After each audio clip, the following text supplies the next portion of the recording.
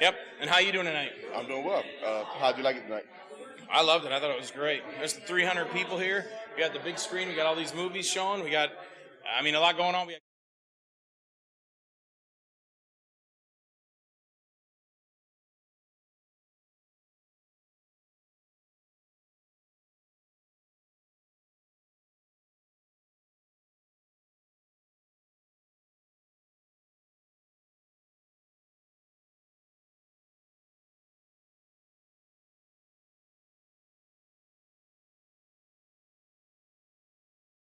There's a man. He's coming out of the night. 6'4", and he's out of sight. He's got a blade of steel and a battle mace. He wears a copper mask to cover his face. It started back in '85. Hess just a part-time security guy. Strawberry escaped into the night, just running like hell from the Sunnyvale lights. It's many years later. There's trouble again because the mask is back, just like way back when. Dr. Dan Hess, he's on the case, and he'll track that killer to the face-to-face. Good versus evil. The battle is on. Cop Professor and Dr. Hess will battle it on. Resner, Stanley, Quigley makes 3. Now everybody's screaming for sanity. The battle is over. Hess shows no fear, but as the crazy killer falls, he sheds a tear. Because back in Sunnyvale, under guard and care, is a real masked killer playing Truth or Dare!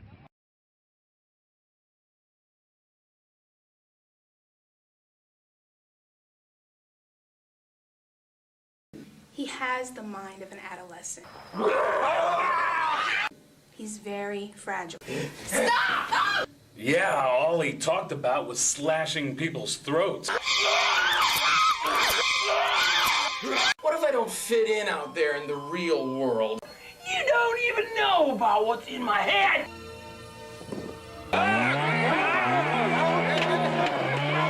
Well, do I get the part or what?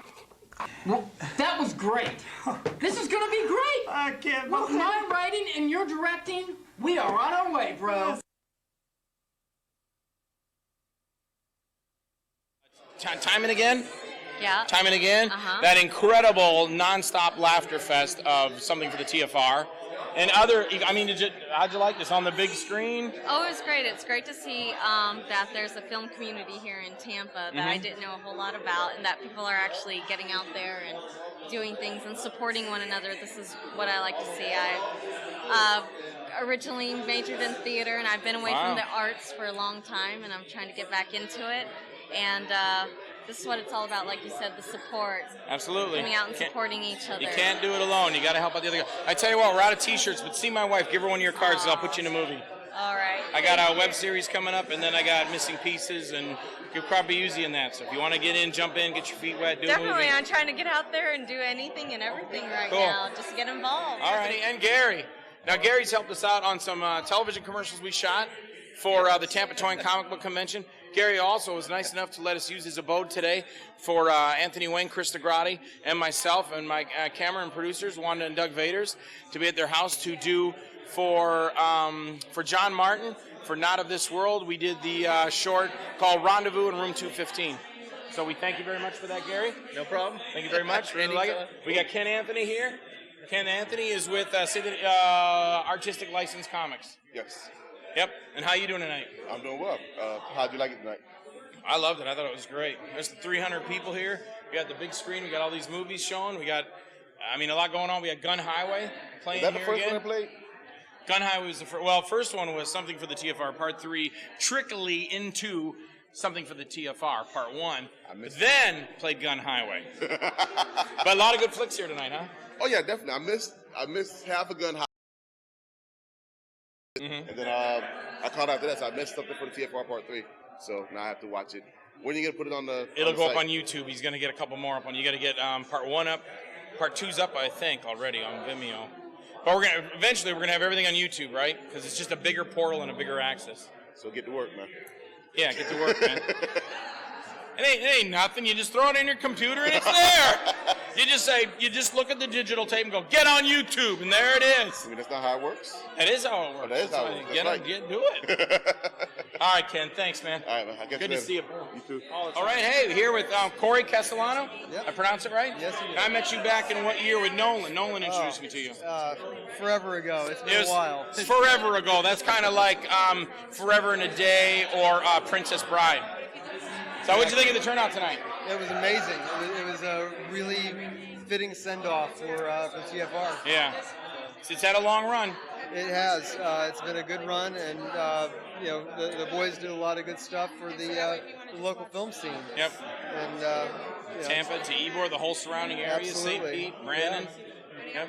Now, Corey, tell them a little bit in a nutshell. You worked on X-Men. Tell 'em what some of the stuff you did. all kinds of stuff. X-Men, Terminator. I will be back.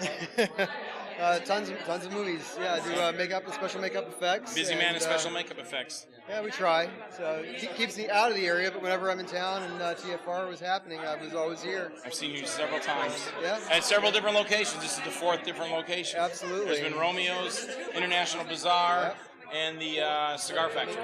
Yeah. Absolutely. I think I've managed to make it to all of them at least once. Yeah. So, but done the rounds. Yeah, we've tried. I've pretty much been here since the beginning, I think. So I moved over here from, I think I said West Palm earlier. I meant Fort Pierce. And but Gus Perez introduced me to this. I came with him one night, and then I pretty much hit everyone after that for the whole 5-year run. You've been one of the most consistent people as far as showing up, and certainly one of the most consistent contributors. Oh, even if I didn't have something, I was always here because what it's all about is supporting the community. Yeah, you can't support everything and do everything for everybody, but what you can do is pick 1, 2, or 3 things and then support the heck out of it. Absolutely, and that's always been, in my experience, that's been always one of the downfalls with indie film scenes, and not just here but anywhere, is that kind of being kind of fractured, and it's people like you that are the glue that really try to get the community back together. You get you and of course Paul. Well, anybody that wants to really put their heart into something and really create something and work with people to make it, then that's what it's all about. So absolutely. So Corey, thanks a lot, man. No problem. Good seeing this guy. Hey, here on Wynkoop TV, one night only, together again for the very first time, one show at the St. Lucie County Civic Center, the downtown St. Lucie Civic Center, here at the World West Palm Beach Auditorium. One show only, 2 shows a night. That's Pee Wee Herman and ZZ Top. Yes, and also special guest Joe Davidson. Hey, folks! How's it going, man? I'm good, man. How you doing? Pretty good. So Pee Wee Herman and Kiss teamed up and did the last show, and now you showed up to talk about that. Yes, it was a very weird show. I mean, having Pee Wee. Paul Rubens is an excellent actor. I mean, of course, everyone's seen him in great movies like Below, and just watching him progress over the years is great. And Kiss, we all know that Kiss is fantastic, man. Kiss, yeah. They took the makeup off. Bad idea. Keep it on. Kind of like superheroes. Yeah, Gene Simmons, great guy. Tongue, I don't need to see it again. Thank you. I don't care. So we're done with that. So let's talk about you. 100 Tears. Hey, woo! Hey, 100 Tears. Yes. Came out the same official release as your movie, Dirty Cop No Donut. Dirty Cop No Donut. And it picked up the same venues: Best Buy, Circuit City, FYE, Amazon, Amazon.com.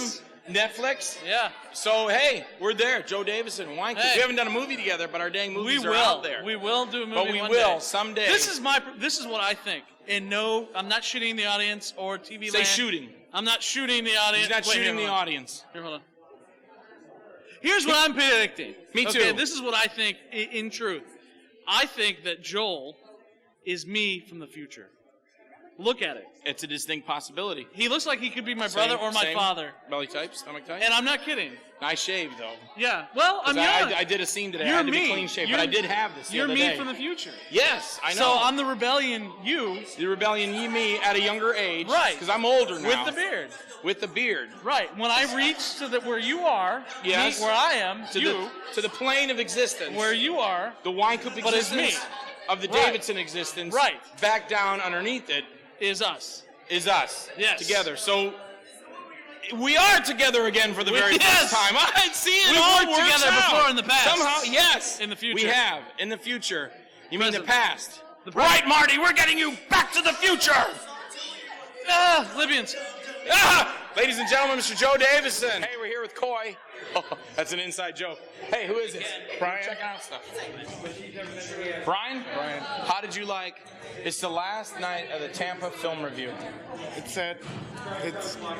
I've only been to a few. but it ended well. Yeah, look at the venue we're in too. Yeah, it's pretty nice air. The last show they decided to get a place that's air conditioned so nicely. Yeah, I don't even know I'm wearing this jacket. It's so comfortable in here. I'm gonna take it off. But now, what'd you like? You know, the Gun Highway. And... I thought your shit was funny as hell. Really? Were you laughing? I laughed hard. Oh, cool, good. Did it make you cry? Did you laugh until there you were cried? tears of joy. All right, cool. So, yeah, it was pretty funny. So you enjoyed yourself tonight? Yeah. Every night. Now, were you here last month? No. We had something for the TFR Part 2 where we were on a starship and we blew the starship out and we're beamed out into space. So that's what Part 3, how it opens. Yeah, I noticed you had the red shirt on. That's why. Yeah, yes. And yeah, I know. The red shirt should die. Although Scotty was still always alive. Right. He was a red shirt. Well, so he was in charge of the whole deal. I know. Yeah. In the back. Yeah, absolutely. I've got a red shirt on. I don't have a name. I'm gonna die. Galaxy Quest. Well, thanks, man. All right. Thank you very much. I'm glad you were here. Thank you for coming out and supporting the community, man. Thank you. All right. Thank you.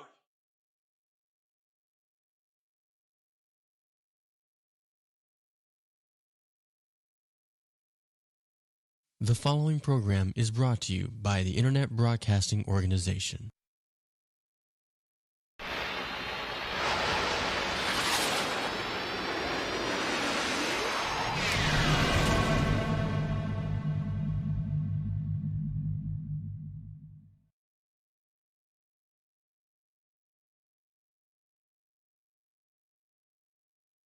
What, are you kidding? I bench press 10 times as much as this. My karate keeps me in top physical form.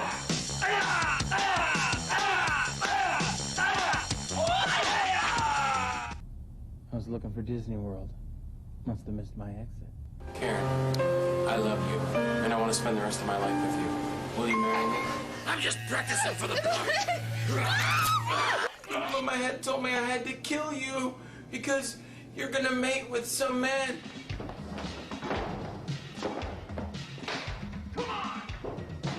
Let it spread throughout the land, wiping out everything and everyone in its path.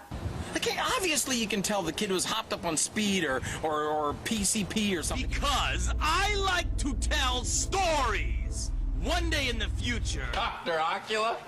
Ooh, scary stuff. Dracula. Dr. Ocula. I will yank that book from your dead, cold fingers. You did it with all those creatures. You're a Jezebel, just like Mommy's.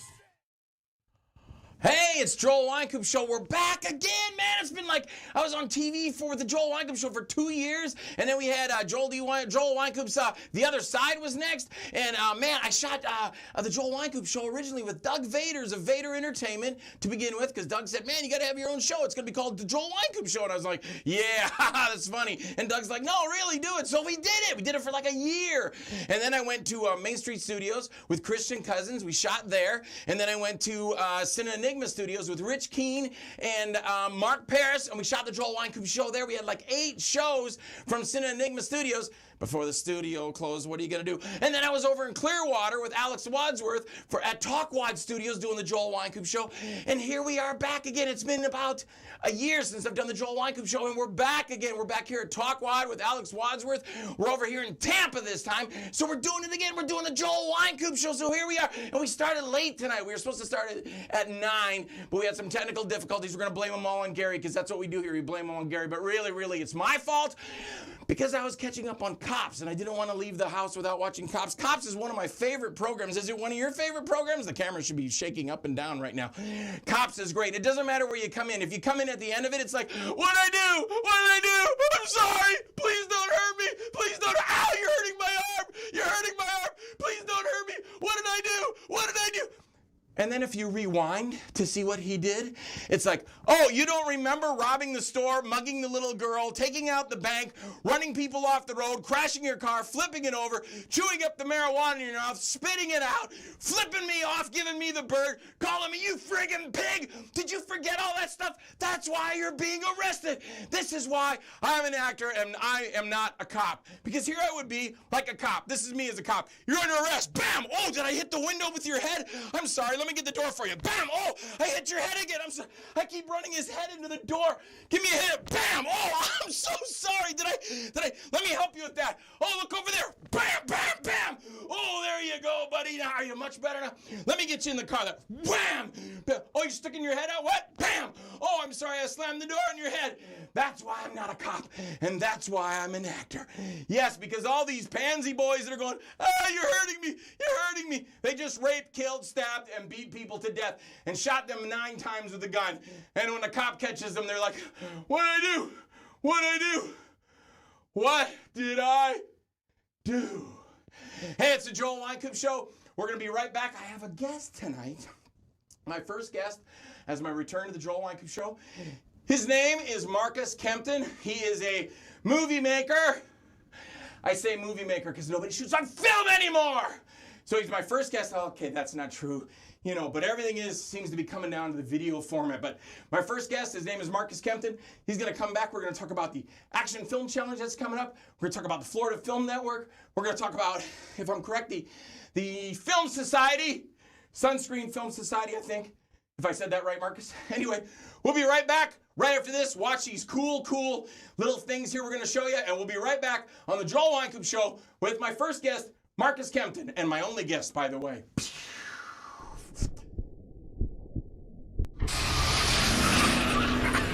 How's he doing, Bella? Other than getting himself shot, not too bad. Bella.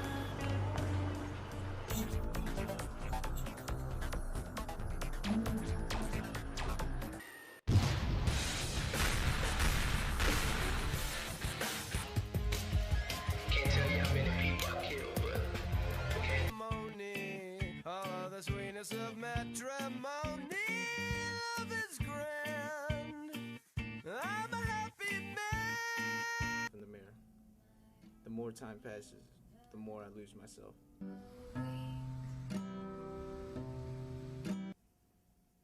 What is this? This?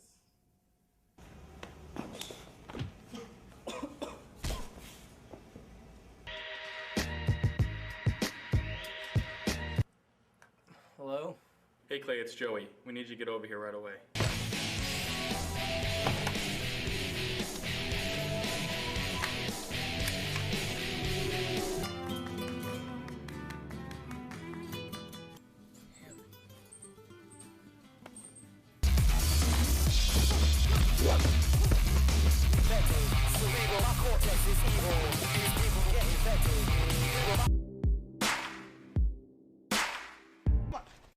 Out of your mind! I'm a police officer!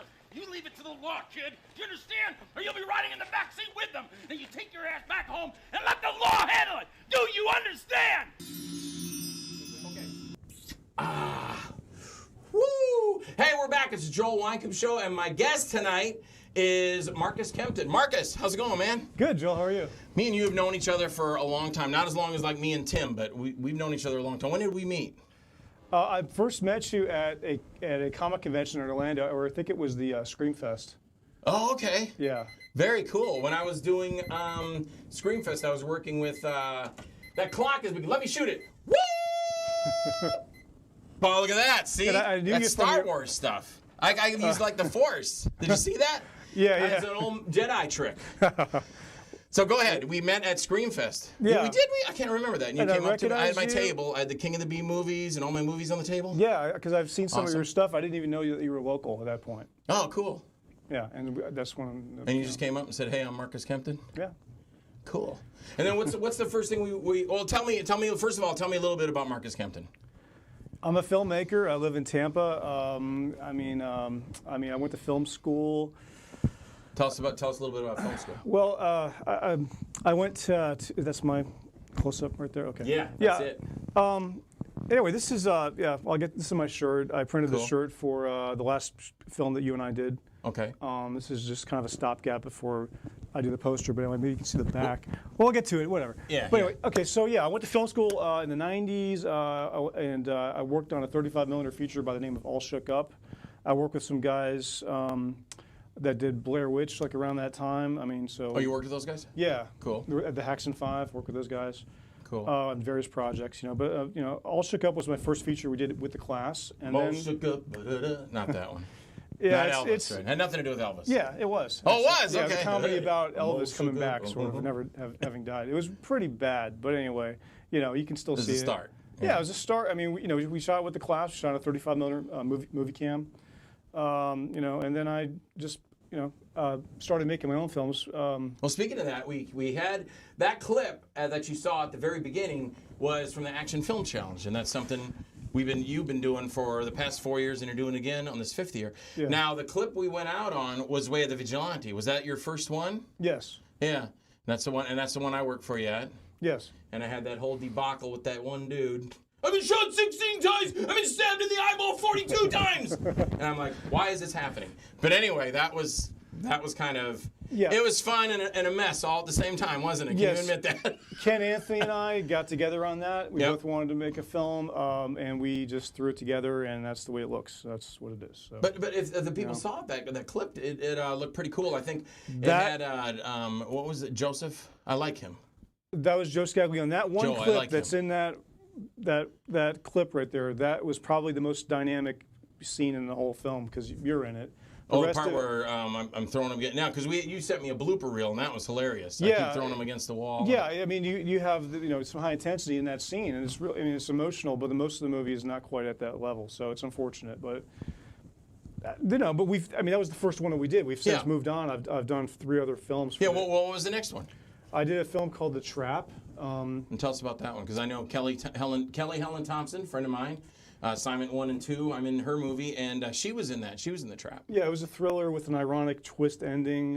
It was about a group of people stranded in the woods. They don't know how they got there. They're in like a shack in the woods, and they are systematically taken out by an assailant. You can see that on YouTube, right? Yeah, it's on YouTube. My YouTube is aspect ratio 235. If you Google aspect ratio 235, most of the pages that come up are my stuff. I just use the handle everywhere. So yeah, you can find the final cut on my YouTube. There's also a rough cut we did for the AFC, which we did in 17 days in 2011. That's on there as well. Cool. And I like that story. You don't want to give away the ending, though, do you? No, I don't want to give away the Yeah. ending. I mean, it makes it worth watching it. Yeah, because Ronald McDonald's at the end. No, not really. But you should check it out because that scene, that whole story is really, really cool. Because when I saw the ending of it, I go, oh, that's pretty cool. So. Yeah. I mean, so it's more than just like a slasher in the woods. I mean, it's just I tried to open it up to. It's got a real story. Different things. There's a story. Yeah, there's a story and there's that little twist at the end, which I thought was really good. Now, what did you do?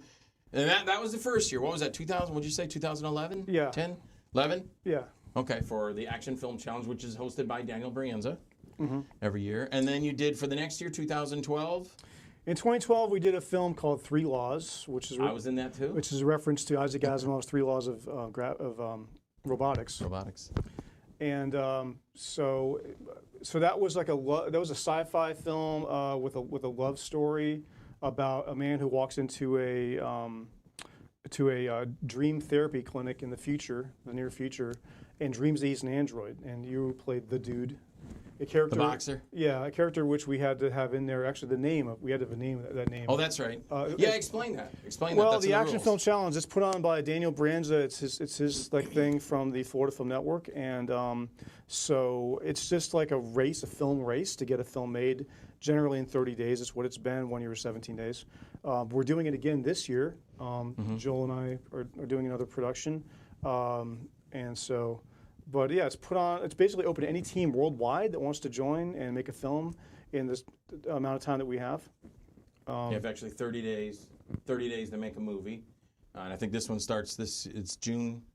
It starts. April, it starts May. next. I don't even know what month this is. It starts like at 5 days. I think it is from now. 29th. The 29th. Yeah, so we'll have Okay. we'll have a month to do it. But now after just to get everything while you're here, 3 Laws, and then after that you did. Yeah, after 3 Laws, which was really, I kind of swept it under the rug because it needed a lot of special effects. It was science fiction. It was too much. We bit off more than we could chew. It wasn't really. And who was in that? Who was the other boxer that I was fighting? Oh, well, you fought Jeff Shepard. He was Yeah, the Jeff. lead. Yeah. Jeff was neat because when I was into it, because I fought in the ring you know, back in the late 80s, 90s and stuff. I used to kickbox, and I started doing that, and Jeff was like, is he going to have a Joe Frazier flashback and kick the crap out of me? I go, no, I promise, man. But that was a lot of fun. Jeff was a fill-in at the last minute, as was Monica Bassi, the other lead. And Gus Perez was in it? Gus Perez was in it. Okay. I mean, I had my lead actor that I was bringing up from Miami decided to back out at the last minute, didn't show up. So Monica got Jeff to fill in at the last minute. He did awesome. Now, that's something to just touch on that because we don't have a lot of time. But tell people how that is when your actor, last second, decides he doesn't want to do something. I had an actor with the trap didn't show up, and we had to rewrite it on the spot. You know, it was so instead of being 2 assailants in the woods, it came down to being 1 assailant in the woods, 1 hunter. Yeah. So you know, it sucks. I mean, but sometimes it's for the better. Sometimes you know it's a blessing in disguise. You just never know. But generally, it's not. But sometimes it is. Yeah. Well, I've told you this before. When I was shooting Lost Faith, it was 6 minutes before 6 in the morning. And yeah, you bet. You know what I would like right now? The magic water fairy to come right now, because I can look at that. You know, I just ask for things around here. I and they just drank. happen. Do you have one? I drank my water. You drank? Do you want another water? No, I'm good. I'm good. Because the water fairy's pretty cool. Water fairy likes me. Likes all my movies. Yes, but yeah, she called me at 2 minutes to 6 at my house, and I snatched up the phone. I go, Wynkoop Productions, Lost Faith. And she goes, Joel, it's Lynn. And I go, hey, Lynn, how's it going? Where the hell are you? Everybody's here at the house. I'm in Miami. You got to get me. Miami's 200 miles away from Fort Pierce. I go, Lynn, I can't get you. Why aren't you here? I couldn't get a ride. Did you know this last night? Yeah. What do you want me to do about it? Come down here and get me. I can't. I go, I have to go. We have to shoot the movie. And she goes, well, what happened to my character? You were just eaten by an alligator. And I hung up the phone. And in the movie, the girl says, what happened to Connie? And I say, one of the men found her body in Lost Faith behind the master's house. She's dead. So that's how she didn't show up. So I wrote her out. I'm not gonna. Are you gonna reschedule your entire movie for one actor if you don't have to? If you can get away with it? Well, he was the lead, and he's in basically every scene. I mean, if he didn't show, I would have to be forced to play that part, and I didn't want to do that. But luckily, so that was, I was a little bit more skilled from having done the first 2 films, and just working with those kinds of compromises. And so, but we kind of dropped the ball with the posting on that film. Like the effects aren't in place. So that I still would like to go back to that and get that right, because that wasn't really right. But now the last one that we did. Yeah, let's get to that. This last year, it was called Peace, Love, Unity, Revenge, which is an action film. Too, wasn't I?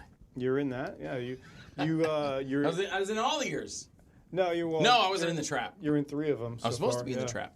You were supposed to be. Yeah. I think I was shooting a show. I forgot to mention. I tried to Nick get Cuddy. you. Yeah, I was doing the Joel Wynkoop show with Nick Cuddy the same day you were shooting, and that's why I couldn't do the part of the president. Yeah, it was. But go ahead. Very Peace, chaotic. Love, Unity. Yeah. Yeah. So that's this was an action film that I had co-written with my friend Ron. We have co-written 3 of the 4 shorts that I've done.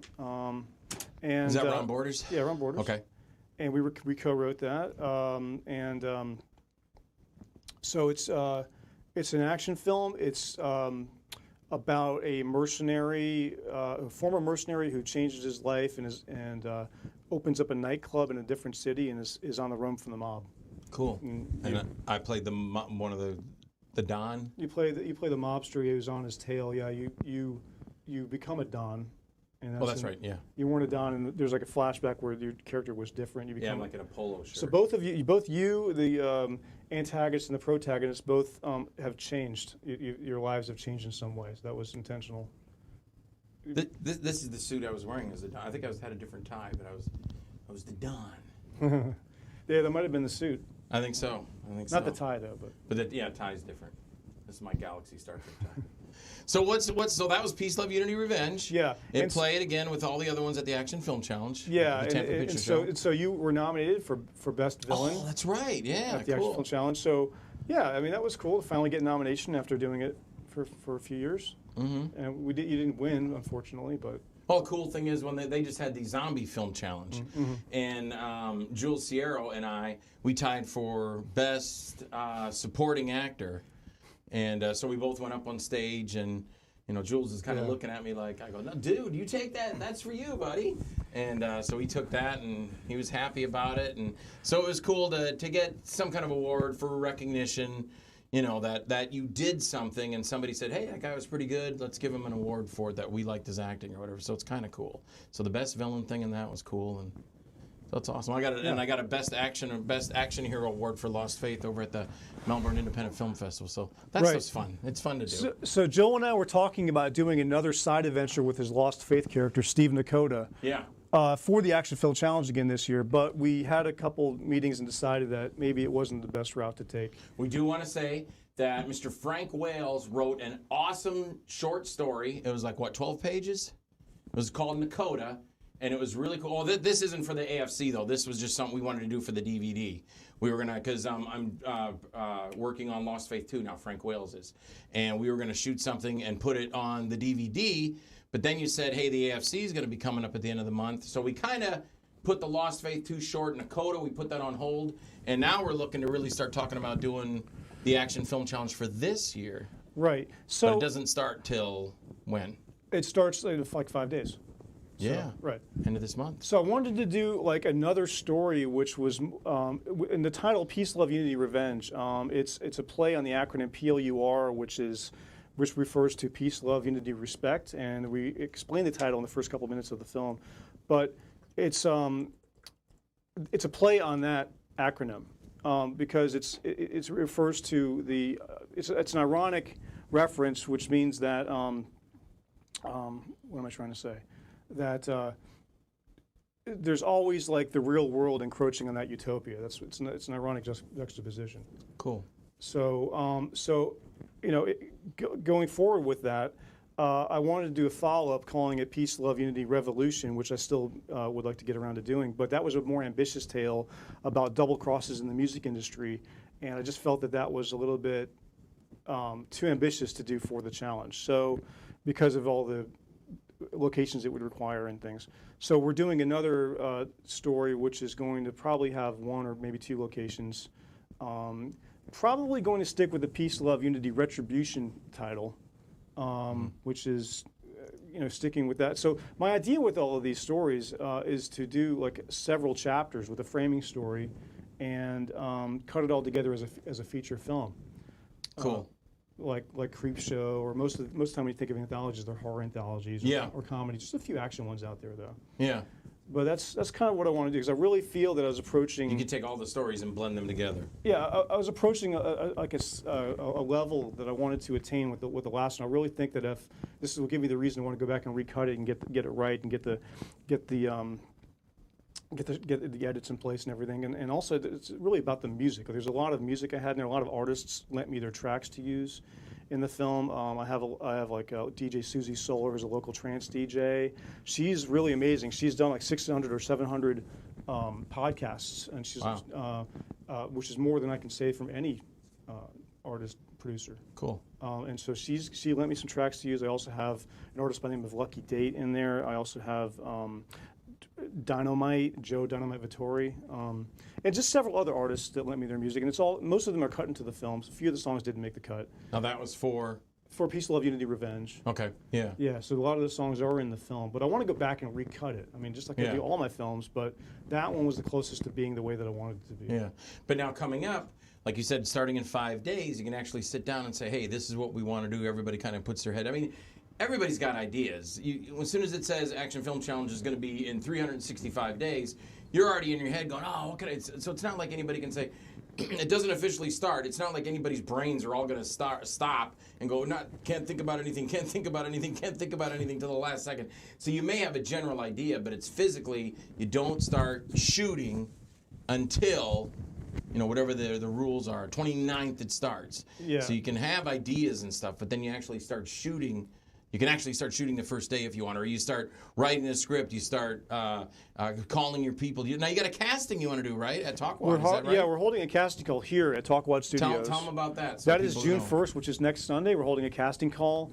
Now it's hard for me to talk about exactly what we're going to need because we don't know yet. We don't know yet, but there's a flyer that's on Facebook. If you get on my Facebook page, it's facebook.com/aspectratio235. Say that again real slow. Aspect, ASPECTRATIO 235, which is on my shirt, which refers to the height and width of the cinematic motion picture cinemascope ratio film frame. That's all that it refers to. I think he's got it up on the monitor too, so that's cool. So that's just a name that stuck. So yeah, we're holding the casting call here, which is also like a preliminary crew call. That's going to be here, and hopefully when the people come, we're going to have something ready to go where we can say, even if I got to create some lines, so when people come in for the audition, we can say, we want you to read the part of, Fred Flintstone. You read the part of, Barney the Purple Elf Dinosaur, or whatever. So they will actually be showing up, have lines. We'll have a general idea because we're, Yeah, I also want to say I really am in need of more crew members. I'm looking. I haven't made my selections yet, but I'm talking to people, and I need all the crew filled. I'm hoping to have like 12 to 15 crew members on the set. I mean, some people I am bringing into the fold, but I just mean, like, I still need a DP. I still need an editor. I mean, I'm talking to people, but nobody's secured yet. So people can contact you. Yeah, if there are any professionals that would like to be part of this production, you can go to my YouTube, Aspect Ratio 235 on YouTube. You can see the film, the last one that we did. This is going to be the follow-up to that. I'm loath to call it a sequel because we're not using the same characters. It's not the same story.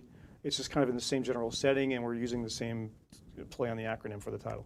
That's really the only connection we have to the last one. It's not a different. It's not the same story at all. Well, it's kind of like Delta Force. There's Delta Force 1, Delta Force 2. They both had Chuck Norris. I love the Delta Force movies. Yeah, but then Delta Force 3 had nothing to do with. Norris wasn't there. I think his son was in it. Not Aaron's his brother, but Mike Norris was actually in it. And then I think they did his Delta brother Force directs 4. most of those movies. Aaron. Yeah. Yeah. And then No Retreat, No Surrender. The very first one has nothing to do with No Retreat, Surrender 2 and 3. They've just used that name.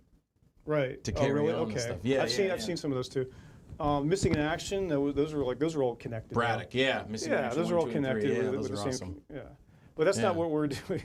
No, I know, but that's what I mean. Those all do, but like No Retreat, No Surrender. When I heard there was a part 2, I was like, oh, cool. I don't remember the kid's name, but I'm like, oh, Jean-Claude Van Damme again. That'll be cool to see him in that. And No Retreat, No Surrender comes out, and it was nothing like it had nothing to do with the first one. Really? They just bought the title name, the franchise name. And yours, it is your franchise, but it's like a different story, maybe happening in that kind of world. Yeah, it took me a while to actually realize that's what I was going for with it.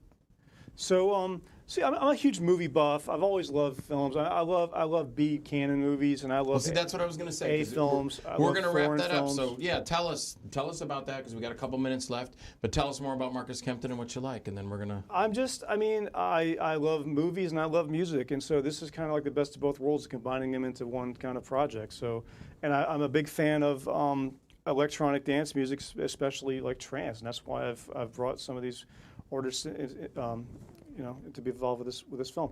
But what can I say? Like I'm a big movie buff. I mean, I love foreign films. I love especially Hong Kong, Korean, Japanese. I like the genre films, the action films, horror.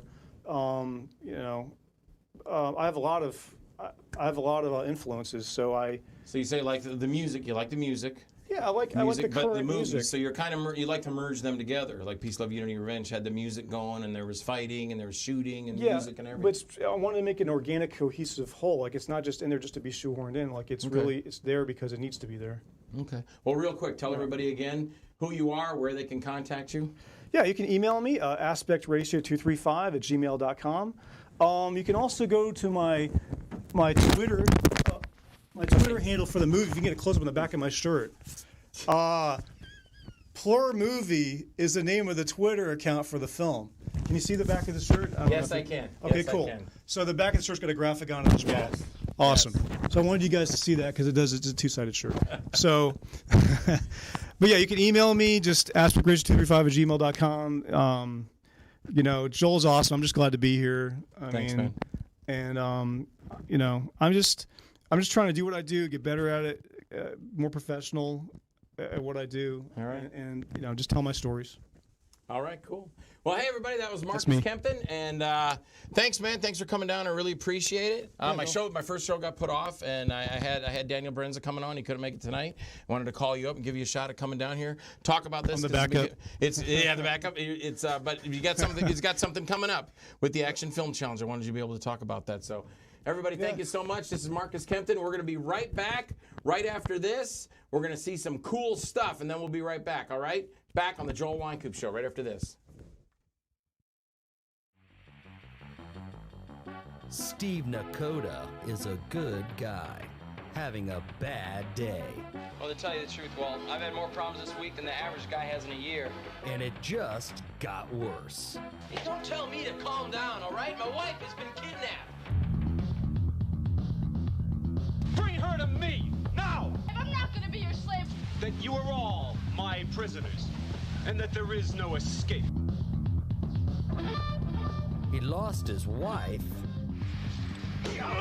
He lost his patience. You entertain me with your threats. He lost his faith. Have you tried praying about this, Steve? God that lets all that happen to human beings is gonna help me. Now, Steve Nakota kicks ass.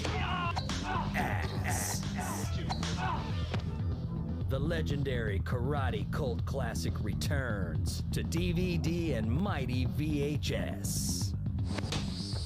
Joel D. Wynkoop is Steve Nakota. Who are you, pal? I'm Steve Nakota. Steve Nakota kicks ass in Lost Faith. Exclusively from Cult Movie Mania. Be advised that at least 2 of you are expendable. You are out of your head, man. Ah!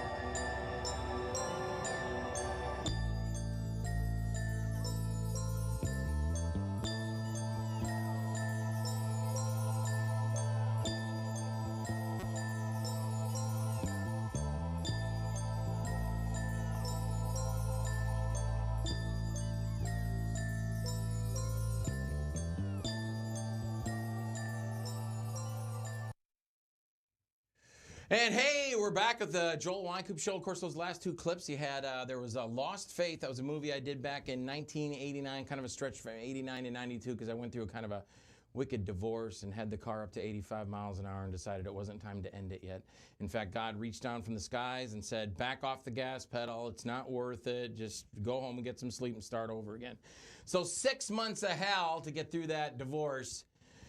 Yeah, but 3 times is a charm because I love my wife, Kathy, now, so everything worked out good. Everything works for a reason. I think Marcus and I were just saying that in the show. Anyway, that was Lost Faith. I shot it back then in 89. Like I said, finished it up in 92. Had a stretch of about a year where I didn't do anything, didn't care about anything, didn't want to do anything more. But you can check, if you like what you've seen on Lost Faith, you can go check out the movie. at www.cultmoviemania.com. And there's a package deal there, and you can get them single DVDs, but it's very cool. It's a very cool website. Check it out. A lot of my other movies are there, too, like Rot and Make Them Die Sleazy is also there. The next clip you just saw was for my movie Creep, which you can check out at my website, which is joeldwynkoop.com. And you can see Creep there, Demon. All my movies are there on the site. So check that out if you. You can also go there and see trailers for all of my movies are there. And you can purchase the movies there. And there's lots of little info and pictures and all kinds of stuff. You can click around on the website and check things out. That's www.joeldwynkoop.com. And my guest tonight was Marcus Kempton. I want you to check him out. This is what I tell a lot of people. It's kind of like when my nephew used to say it. I'd say, hey, Terry, what's John's number? And he goes, 411. That's everybody's phone number. 411. Call 411. What's Marcus Kempton's number? Same thing can be said about Facebook. Although I always thought you could find everybody on Facebook. I was like, well, let me look up my old girlfriend, Diane Hunt, on Facebook. Put it in there. It's not there. I'm like, oh, let me look up my old friend, Robert Kelly. Yeah, he'll be on Facebook. There's like 22 Robert Kellys and nobody's got a picture. So it doesn't always work out for you. But I know if you put in Joel D. Wynkoop, I'm the only Wynkoop. Well, no, that's not true. There's like the Wynkoop Brewery and a lot of them. But you'll know it's me when you hit it because I got the picture. But a lot of people you don't know. So, but check it out. He's on Facebook under Marcus Kempton. Also, I believe his email was aspectratio235. I believe that's correct. And you heard him talking here. And he's looking forward to the Action Film Challenges coming up again. But not just that, but anything also as a filmmaker. And, of course, Marcus is out there doing all kinds of things in the... Maybe not necessarily in the acting world, but like if things come up that, some marketing things, well, you're going to find Marcus Kempton there doing that. So aside from that, and then working on the films or working on other people's films, because that's where his heart is, that's where his blood is, that's where he wants to be. And that's why I had him on the show tonight to kind of talk about what he does. And of course, like I said, the Action Film Challenge coming up pretty soon. So, hey, we're going to be back next week, Sunday night at 9 o'clock. I have a guest for you. I don't want to say anything right now, because I kind of want to make it like when you start seeing, the little ads and stuff that come up about it, well, hopefully you'll be kind of like, oh, that ought to be a cool show. So I hope you check in. You know what? I said we were going to take phone calls tonight, and I completely forgot to tell my producer, Christopher Wiles, that we're going to take phone calls. It's too late now, isn't it? Yeah, it's too late. I'm sorry. I know. My niece was waiting to call me. Thanks, Megan. I know you were standing by to help Uncle Joel out, but, next time, we'll do it for sure. We'll put up the phone number and we'll take phone calls. So, all right, but I want to thank everybody that did tune in to see it live. Of course, we're going to see this again because it's going to be up online, and I'll post it on my Facebook, and it'll go to Twitter, and I'm sure Marcus is going to want to post it around so people can see what's going on. And that is about it. I would say the Joel Wynkoop Show is done for the night. We started a little late. Sorry. Like I said, I was watching Cops. I got into a Cops marathon thing. Really love to see those guys. They're like, don't hurt me. Don't hurt me. What did I do wrong? What did I do wrong? You ran 14 stop signs. You shot a bank employee. You raped a girl. You beat 2 kids up. You smashed your car into a Walmart. That's why I'm arresting you, bitch.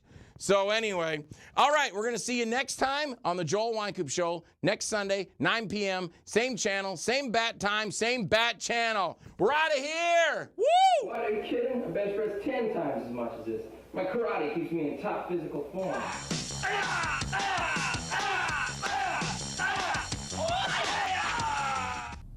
was looking for Disney World. Must have missed my exit. Karen, I love you, and I want to spend the rest of my life with you. Will you marry me? I'm just practicing for the part. People in my head told me I had to kill you because you're gonna mate with some man. Let it spread throughout the land, wiping out everything and everyone in its path. Okay, obviously you can tell the kid was hopped up on speed or PCP or something. Because I like to tell stories. One day in the future. Dr. Ocula? Ooh, scary stuff. Dracula. Dr. Ocula. I will yank that book from your dead, cold fingers. You did it with all those creatures. You're a Jezebel, just like Mommy's.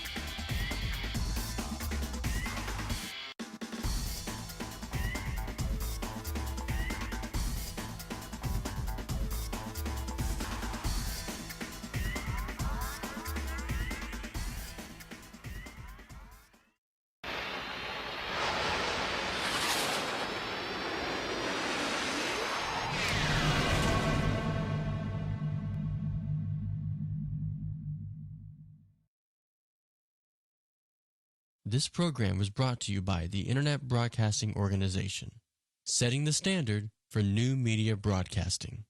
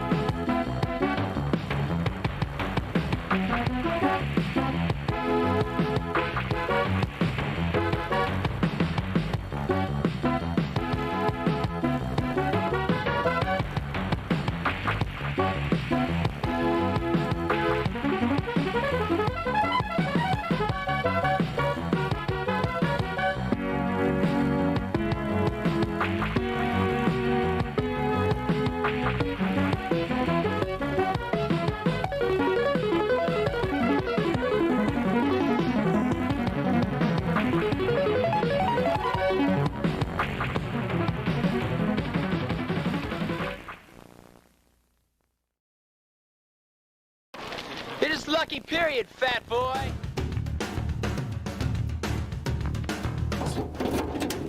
My name is David Hammer. Some would call me a mercenary for hire. I just consider myself a man who gets things done my way. Hey, Valentino, hope she's worth it. You guys outgunned 10-1, bro. Well, I guess those boys better go home and get some more guys. I think we have a common interest in getting rid of somebody. David Hammer. I should have put a bullet in you a long time ago. Well, that prick, as you say, has kidnapped my daughter. And he works for a guy named Dominic Mercer who runs a bunch of the clubs in the town. And I hear you get results? That's what I want. I'll give you a list of the clubs. I already know the clubs he runs. You go to them, and somewhere around there's got to be the girls that he's taken, including my daughter.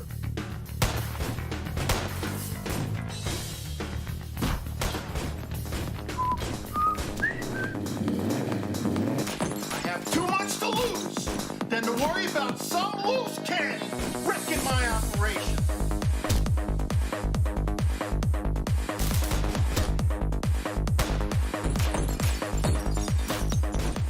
I will take care of him, personally.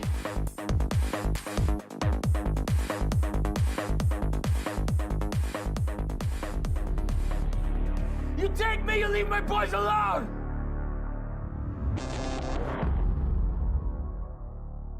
Coming to the Tampa Picture Show this Sunday, January 12th at 1 p.m. Lost Faith and Dirty Cop No Donut. Ah! You keep the camera on me! To drink a damn beer!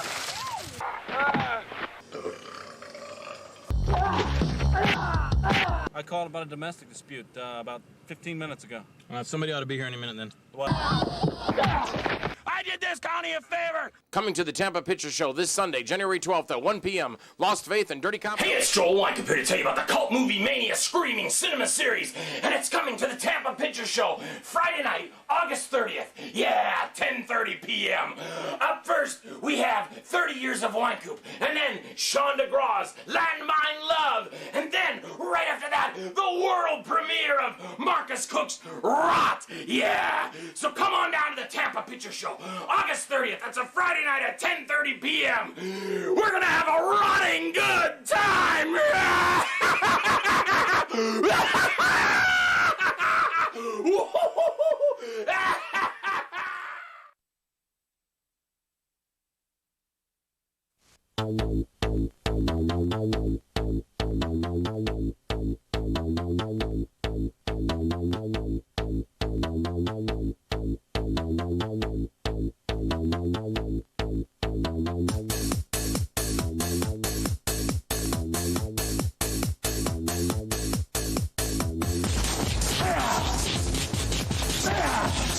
Don't you know what's going on, Hazard? There's vampires everywhere.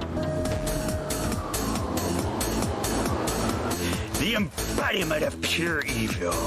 Now, don't give me that crap. The world's turned upside down. People are killing each other. You got about 2 seconds to live, Spawn.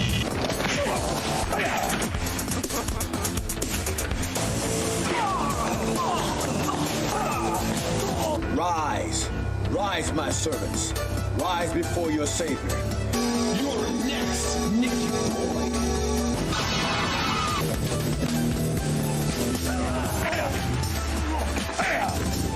We will dominate the human race.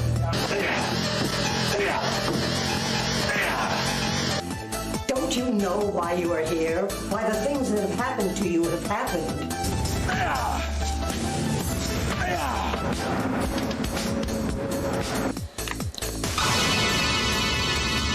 Man, you don't get it. It's all over the world now. Prepare to die.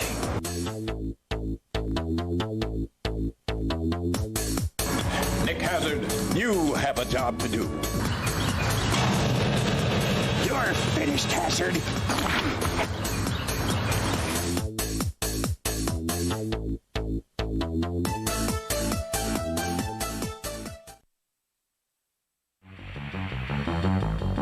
Steve Nakota is a good guy, having a bad day. Well, to tell you the truth, Walt, I've had more problems this week than the average guy has in a year. And it just got worse. Hey, don't tell me to calm down, all right? My wife has been kidnapped. Bring her to me, now! I'm not gonna be your slave. That you are all my prisoners, and that there is no escape. He lost his wife. He lost his patience. You entertain me with your threats. He lost his faith. Have you tried praying about this, Steve? God that lets all that happen to human beings is gonna help me. Now. Steve Nakota kicks ass. The legendary karate cult classic returns to DVD and mighty VHS. Joel D. Wynkoop is Steve Nakota. Who are you, pal? Who's Steve Nakota? Steve Nakota kicks ass in Lost Faith. Exclusively from Cult Movie Mania. Be advised that at least 2 of you are expendable. You are out of your head, man. Ah!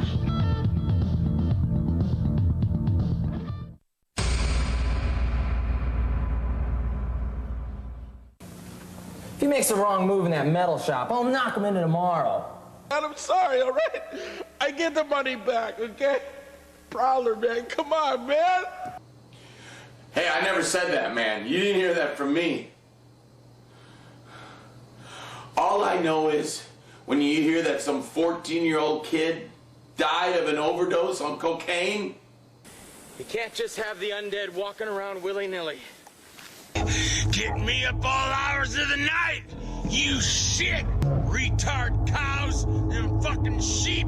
Keenan, if that's you, boy, fucking my chickens, I'll get your little ass. I'll blow it to the moon, boy! And don't you think I won't? I got old Wilma with me. You fucking with my chickens, I'll fucking blow your head off! Keenan, your ass is mine, you little pecker! Sometimes the right man for the job is a woman. It's time to break out the big guns! Yeah!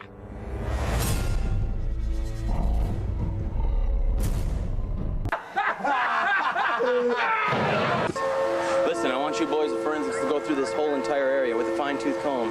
You understand? If you find anything, you let me know immediately. Go ahead. Get all the rest you can. The next 48 hours is gonna be a real rough ride. Where are you white-faced pansy?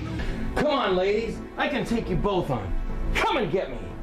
Look, Strawber's had that thing on for 8 consecutive years. What makes you think he's gonna take it off now? Shut your pie hole! Because you sold somebody a movie player with their car. They were busy watching the movie instead of the road. They crossed the line and hit me head on. It's all your fault! So what am I supposed to do? Not call the authorities? Just ignore it? Huh? Shit. I mean, who gives a crap anyway, right? Long as the toilet's flushing, who cares if he's killing people? You stick to that trail about 12, 13 miles up the road, you'll come out on the interstate. You'll all be fine. That's 12 miles in a direction we don't need to be going. You listen to me. You need to get out of this swamp as soon as you can. She's got your scent. What? No, I'm not dead! Did dead people pick up phones and say, it's Big Joe in Lakota? I don't think so!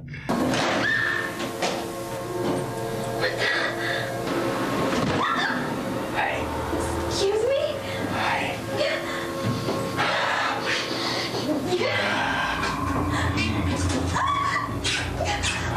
Did you kill my grandma? What? Did you kill my grandma? I'm gonna eat you up.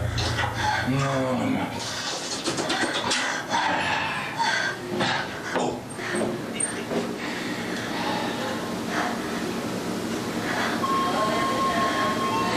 Just practicing for the part. Hey, jackass! I'm not fucking with you, all right? I'm serious. There's a midget. Hey! Asshole! I don't care about your pornographic fantasies, all right? All right, you heartless piece of shit. You hungry? How about a steak? I tell you what, the best I can do for you is I'm driving right past the police station on my way home. If you want, I could give you a lift there.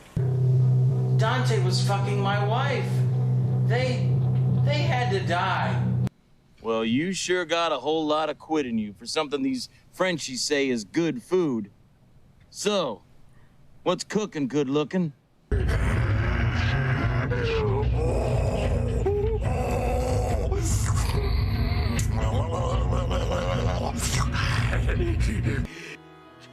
Just take a look at their past behavior. You can become an HBN angel by showing your support here today. What kind of angel are you?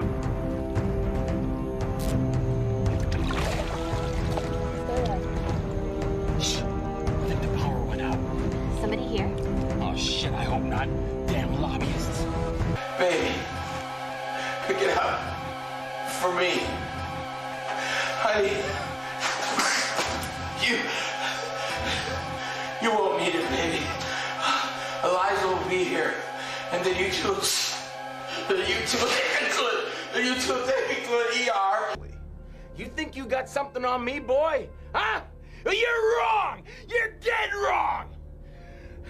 You need me! I don't need you in Champagne! Your scream persona's gone! Do you understand me? Huh? Listen to me! You want to live? You disappear. You want to mess with me? What we do to contestants will seem like a game of gin rummy when I get through with you, mister. You have no idea how deep this runs or how high up it goes. I can have you wiped off the face of the earth. Now you get your shit and get out of my face! Give me that jacket! This body's protecting its soul! We don't read bodies!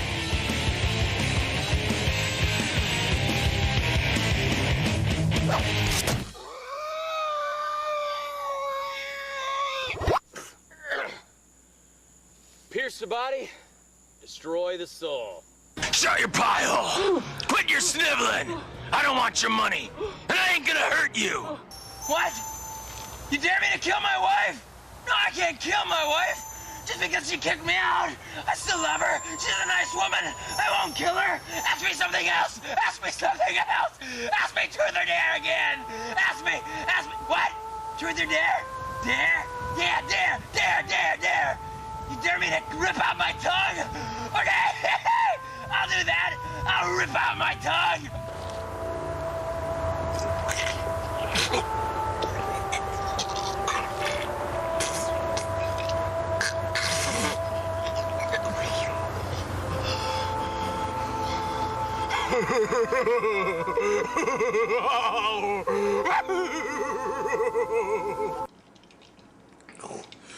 So, and how was your day, sweetie? Another productive day of beating the old love lips there with the old bunny vibrator and chatting on the old internet to all those old strokers? You know why I'm here.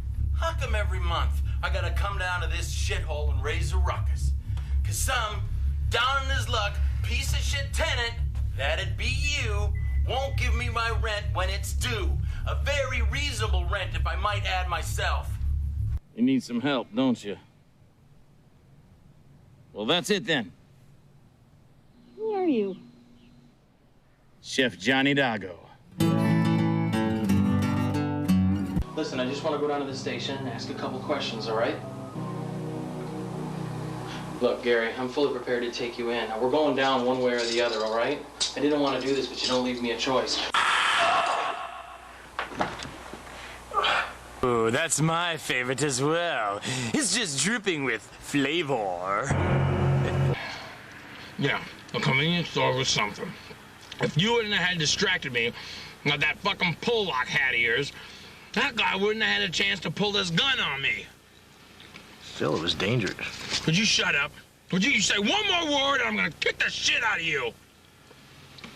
Just trying to make conversation. Oh, God, this is it, you motherfucker! I'm gonna kick the level. Listen to you. Listen, you shit. Look at me. Look at me now. I'm talking to you. Piece of shit. I will kick the shit out of you. You're wrong about me, Spinell. I didn't kill anyone. Especially not my girl, Alicia. If Alicia is alive, and you don't do everything in your power to save her, well, let's just say somebody's blood will be on my hands. You always were a sarcastic little brat. I'll get the coordinates for you. But we are keeping this under wraps. Otherwise, the only job you'll be able to ever get is designing dinky toys for toddlers. You're a slutty little whore. You did it with all those creatures. You're a Jezebel, just like Mommy said. Why are you strong? You don't need any help then. What, are you kidding? I bench press 10 times as much as this. My karate keeps me in top physical form. Oh, you do have a wonderful body then. Yeah, I know. I work out every day. You don't know nothing about me. He's always trying to come in here, get inside my head. You want to get inside my head, boy? Do you? Huh? You want to get inside my head? That would be good. That would be good. Oh, you think you can figure out my head? I'm amazing, man. There's things going on inside me you don't even know about. You don't even know about. You don't even know about what's in my head. Dr. Ocula? Ooh, scary stuff. Dracula. Dr. Ocula. Yeah, I talked to you guys on the phone. You suck! And your therapist sucks! $275 for what? You're still going to some stinking contest! You friggin' whore! That's what you are! That's what you are, Maria!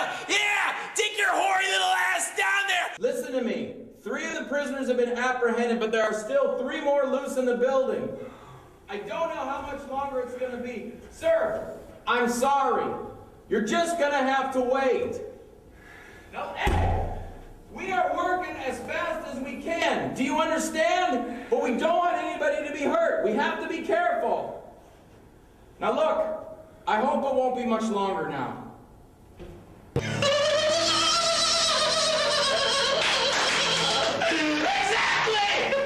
Hey, don't tell me to calm down, all right? My wife has been kidnapped. You fucking whore.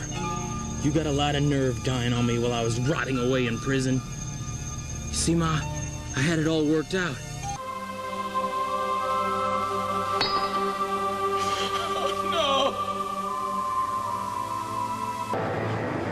What do you want? Asshole, I'm speaking to you. What kind of bullshit is that? The moon is far away. Well, no shit, Sherlock. Oh, but no one ever said it was successful. I'm the law, and I did this county a favor. What are you doing here? I was looking for Disney World. Must have missed my exit.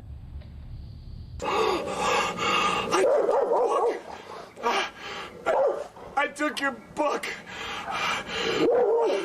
And now you bark at me. You truly are a beast, Andrea. No, you accept it, all right? I don't. I'm not ready to be led out to pasture and shot in the head like some old dog. The people love Jack Carlson. They don't want some jokester like Tommy Hall. You gotta have class, Sam. I got class.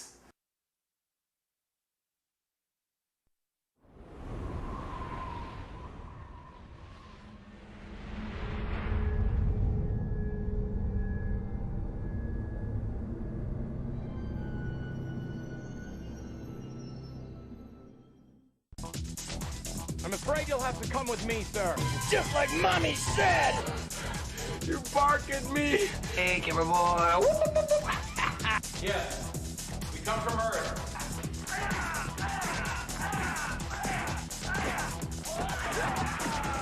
Look, Strawberry's had that thing on for 8 consecutive years. What makes you think he's gonna take it off now? Oh, but no one ever said it was successful. Dr. Ocula?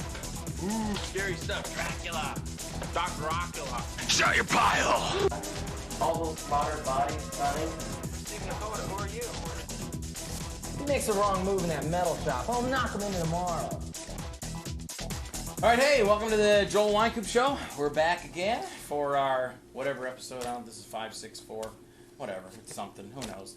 Got a special guest with me today. I've known this guy for quite a while. We both belong to the Florida Motion Picture and Television Association for a while.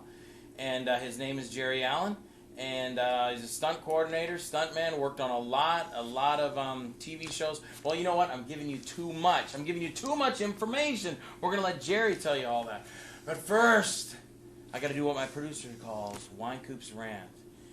Yes, I was checking my emails this morning before we came down to do this show, and there was an email there, and it was from, I won't say who, kind of gives it away, but there's an email there, and I opened the email, because I know who it is, otherwise don't open them, because you get viruses and all that crap. You don't know. So it says, email says, please open this, it'll change your life. Don't, that'd be a good idea. It'll change your life all right. You'll be buying a new computer. Anyway, so what do? I open up the email, and the email says, it is with heavy heart I bring you this news.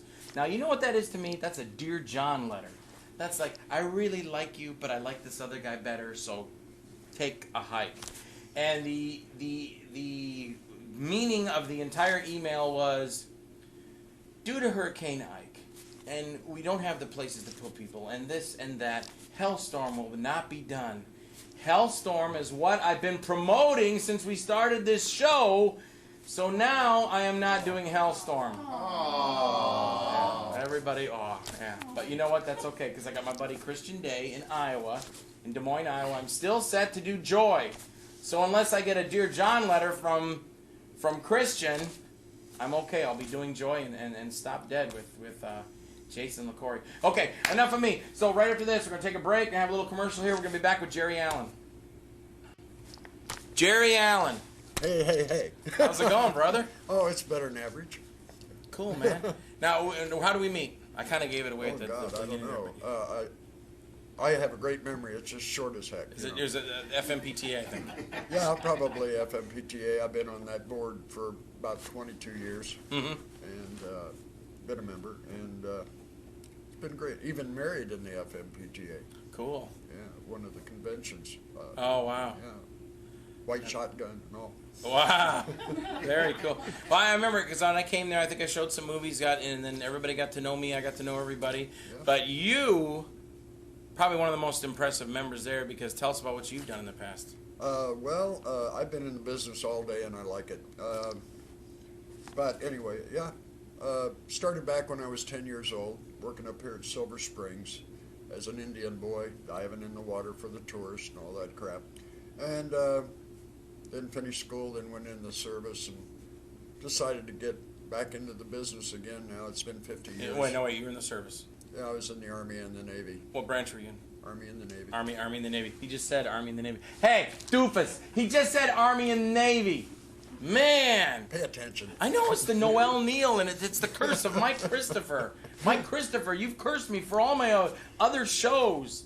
Now my wife would say, "You cursed yourself. You don't even know what you want for dinner at home." But you know what? And I'm sure the audience, I thank you for your service to our country. No, really,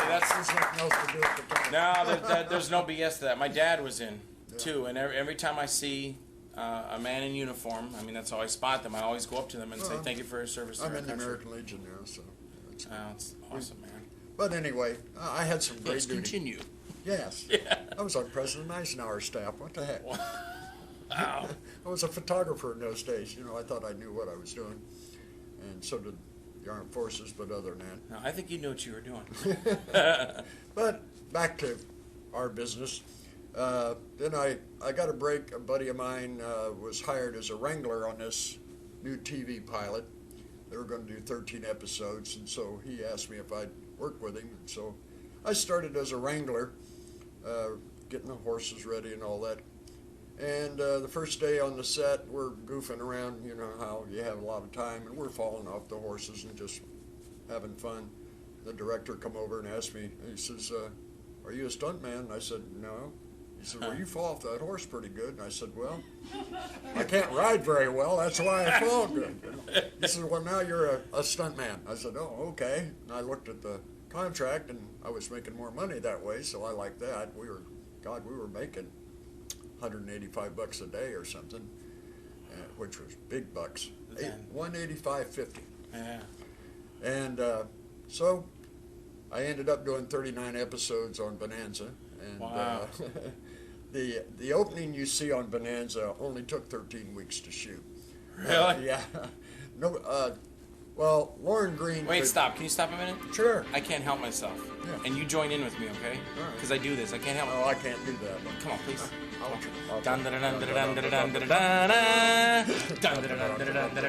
Studio audience.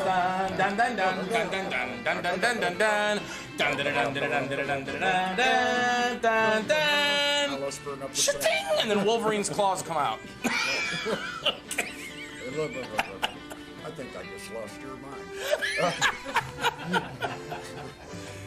All right, you're on Bonanza. Yeah, and I ended up, doubling everybody there at one time or another, even Dan Blocker, which really looked funny because it was this great big body and this little bitty head.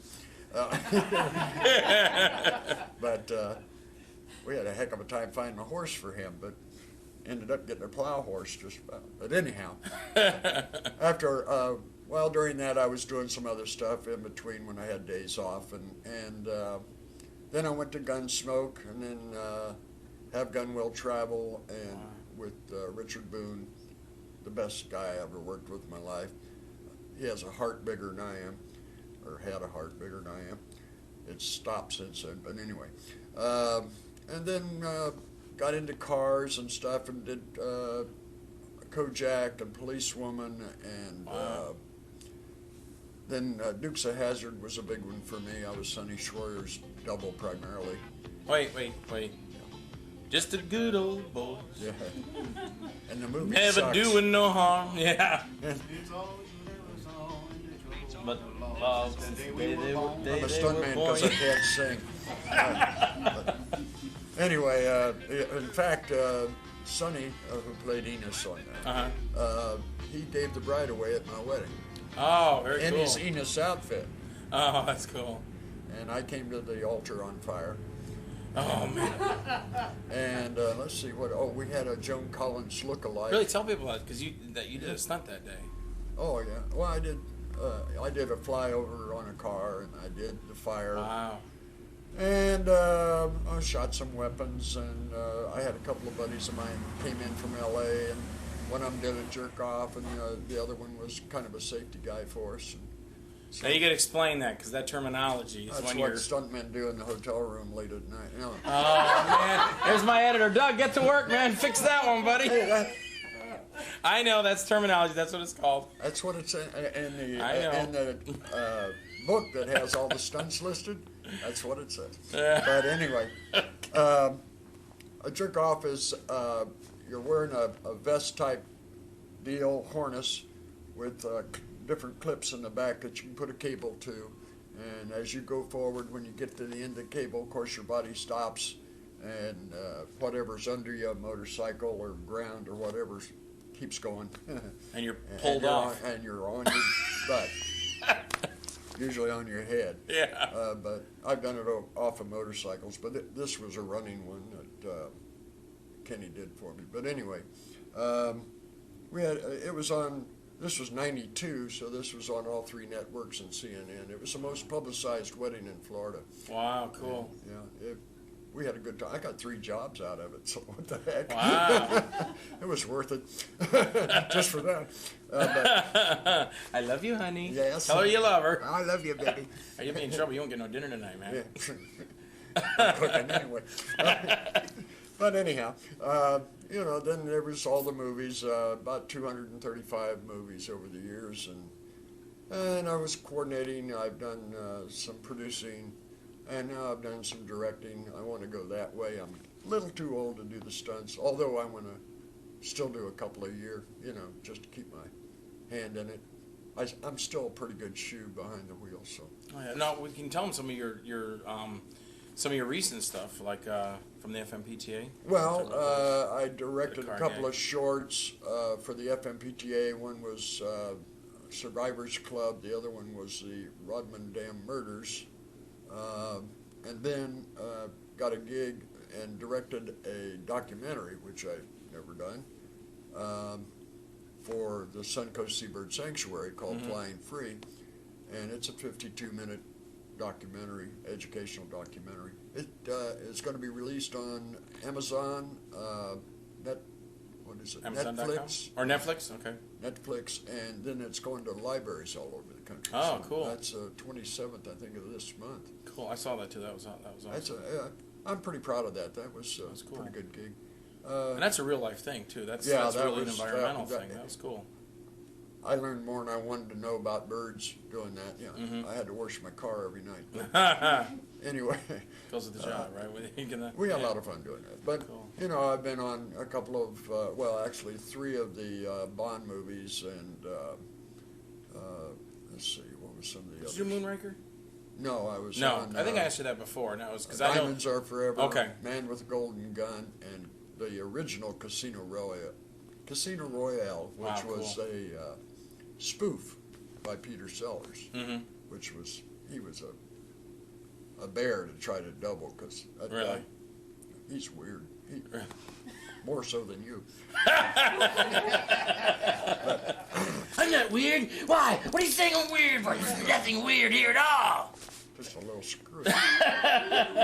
But anyway, it's been a lot of fun. Yeah. And enjoy what I do. I mean, I don't know too many people that's been doing the same job for 50 years. And although I can tell it every morning when I get up, which isn't straight up, it's just kind of on a bend until I can get to the shower and get all the pills. I should gain weight just all the pills I take. But I don't. So anyway. anyway, and you're talking about how big you are. You know, I weigh the same as I did in the 7th grade of school. Wow. That's all that meth.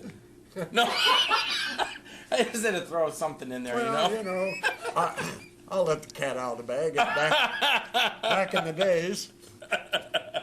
I mean, no, the man keeps in shape and keeps the weight off. I'm trying to get very good shape anymore. I mean, wow. I'm 70 years old, so. Yeah, you're looking pretty good, man. You know, I'm not dead yet, so it's all right. You're standing tall and you're still carrying a big stick. He's not dead yet.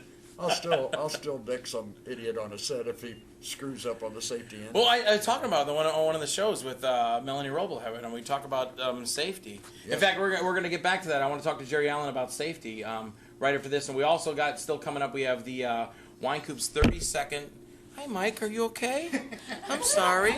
You're looking Did I hit you? I hurt the mic. Are you okay, Mike? So we're going to be right back with the Wynkoop's 30-second pick, and we want to still talk to Jerry, even if we go a little long, because this man's got a history. So we'll be right back after this.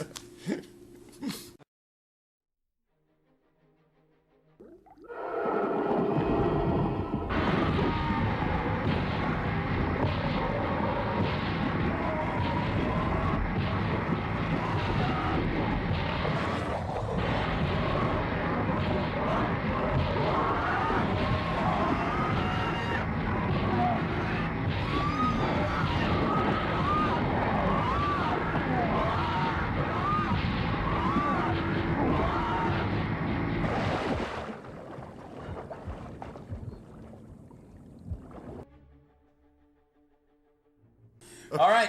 Hey, we're back. Wasn't that an exciting commercial? Okay, whatever. All right, we're back with Jerry Allen. And now, you did do, is that okay to talk about? Like, you did one called Granny Goes Wild, and you rolled a car in that. That's probably, that's not the most recent. No. Because you did that, but you also did, most recent was Rodman Dam Murders, that I did for the FMPTA. Granny Goes Wild was for the FMPTA. I was stunt coordinator on that. And you rolled the car, too? Yeah, I rolled a car over in Safety Harbor. And then in a more recent film, I jumped one into the bay there. That's what I was remembering. What was that for? That was Real Premonition. Oh, that was for Real Premonition. Okay, this is the Adamed's movie. Yeah. That is the one movie I always tell that story where Mike Albano and him are working on that. And I was working with Z on that way back when it was like a baby in its infancy, giving him all my movies, saying, here's what I think. And he was kind of racking my brain asking me about making movies because we've been doing them since '84, me and Tim. And it went through the whole thing for 2 years. I had the lead in that. And then as it finally came down to it, 2 years have gone by, and we've been talking off and on this. So I always say, don't lose your temper and stuff.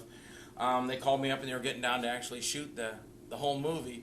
And Mike Albano's calling me up, and he goes, you got this scene now. I go, wait, Z had me as the lead guy. And he goes, well, now we got you as this. And then the next week it was this. And the next week it was this. And then they called me and said, do the bartender. And I said, yeah. And then he called me back. Mike Albano called me back like 5 minutes later and then changed it again. Then he called me 5 minutes later and changed it again. I go, you know what, man? Just forget it. I don't want to do your dumb movie anymore. And Mike's like, no, I don't get mad. I go, no, I'm beyond mad now. I've been jerking around with this for 2 years. Forget it. I don't want to do the dumb movie anymore. And I hung up and I looked at my wife and I go, that was probably bad. There and Z called me and he goes, hey Joe, it's Z. And I go, hey Z, how you doing, man? And he goes, I really want you to be in the movie. I go, no, Z, I'm so tired. I said, you know what, Z? I never thought I would say this to somebody. I don't want to be in your movie. Because that's all like, you eat, drink, and bleed this stuff. You want to do movies. And I just got aggravated. So Z, if you're out there, I'm sorry, man. You know I'm sorry because I told you later. Because then at the premiere, I was like, man, I told my wife, I go, see, that's why I don't like to lose my temper. But, yeah, but you did Real Premonition. I've lost my temper a few times in my life. Yeah, it cost me my SAG card. Oh. Well, I tore it up and tried to put it where the sun don't shine on directly. That's like an old Burt Reynolds story. Wasn't it Showboat or something? He punched out the back. You're never working this stone again. Oh, yeah, right. Well, I had one tell me that. Well, he told me that. And I said, that's all right. I got a 6 o'clock call on Grand Theft Auto with Ronnie Howard. So so that next day I went back to work in the same town he said I'd never work in. So that's the way it goes. Now they're also, and the people that are in this little clique, they're going to be like, oh, Joel. But I know Mark Terry. So Mark, if you're out there, everything's cool. But I know the little clique with Nolan that goes on. And You worked with him on Live Evil. Live Evil. Yep. And you did some stunt work on there. Oh yeah. We did. We went out to L.A. Jack Amos and I. Cool. Went out to L.A. and did a big chase scene out there on one of the dry lake beds right out of. What the heck's it? I can't. East L.A. Okay. Whatever. Yeah. I knew it a while ago. Like I said, my memory. That's all right. But we did a full day. Well, normally when you're doing a shoot in L.A., you'll do maybe 11, anywhere from 7 to 11 setups a day. That's it. Mm-hmm. And so I had this really good driver on our Russian arm vehicle, and I could trust him. I don't know why. I'd never met the guy before, but you look at somebody, you kind of know. Mm-hmm. And so he did us a really good job, and we got done that Saturday evening. And he says, "Are you guys really that crazy in Florida?" And I said, "What are you talking about, man?" He says, "You gave me 23 setups today." I said, "And your point is what?" Yeah. You know? Yeah. He said, "Well, that would never happen out here." I said, "Well, you can say it happened now." And then the next day I went out and did a pipe roll for him and cracked 6 ribs. Holy smokes! But that's the way it goes sometimes. You just got the job done. But driving an old '74 El Camino, man, that was cool. Wow. I didn't want to wreck that car. It was cherry, man. It was nice until I got done with it. Yeah, you're always sitting there going, "They're gonna wreck that car." Give it to my first wife would say, "Oh, give that car to me, Joe. Why don't they give that car to me?" I go, "Honey, they blow those things up all the time. Why? I want that car." I wrecked about 10 or 12 brand new Mustangs. Oh, so man. Right. But other than that, yeah, that was a good shoot. We had a lot of fun out there in the desert. Did you get to work with Ken Forey and Tim Thomerson too? Or were No.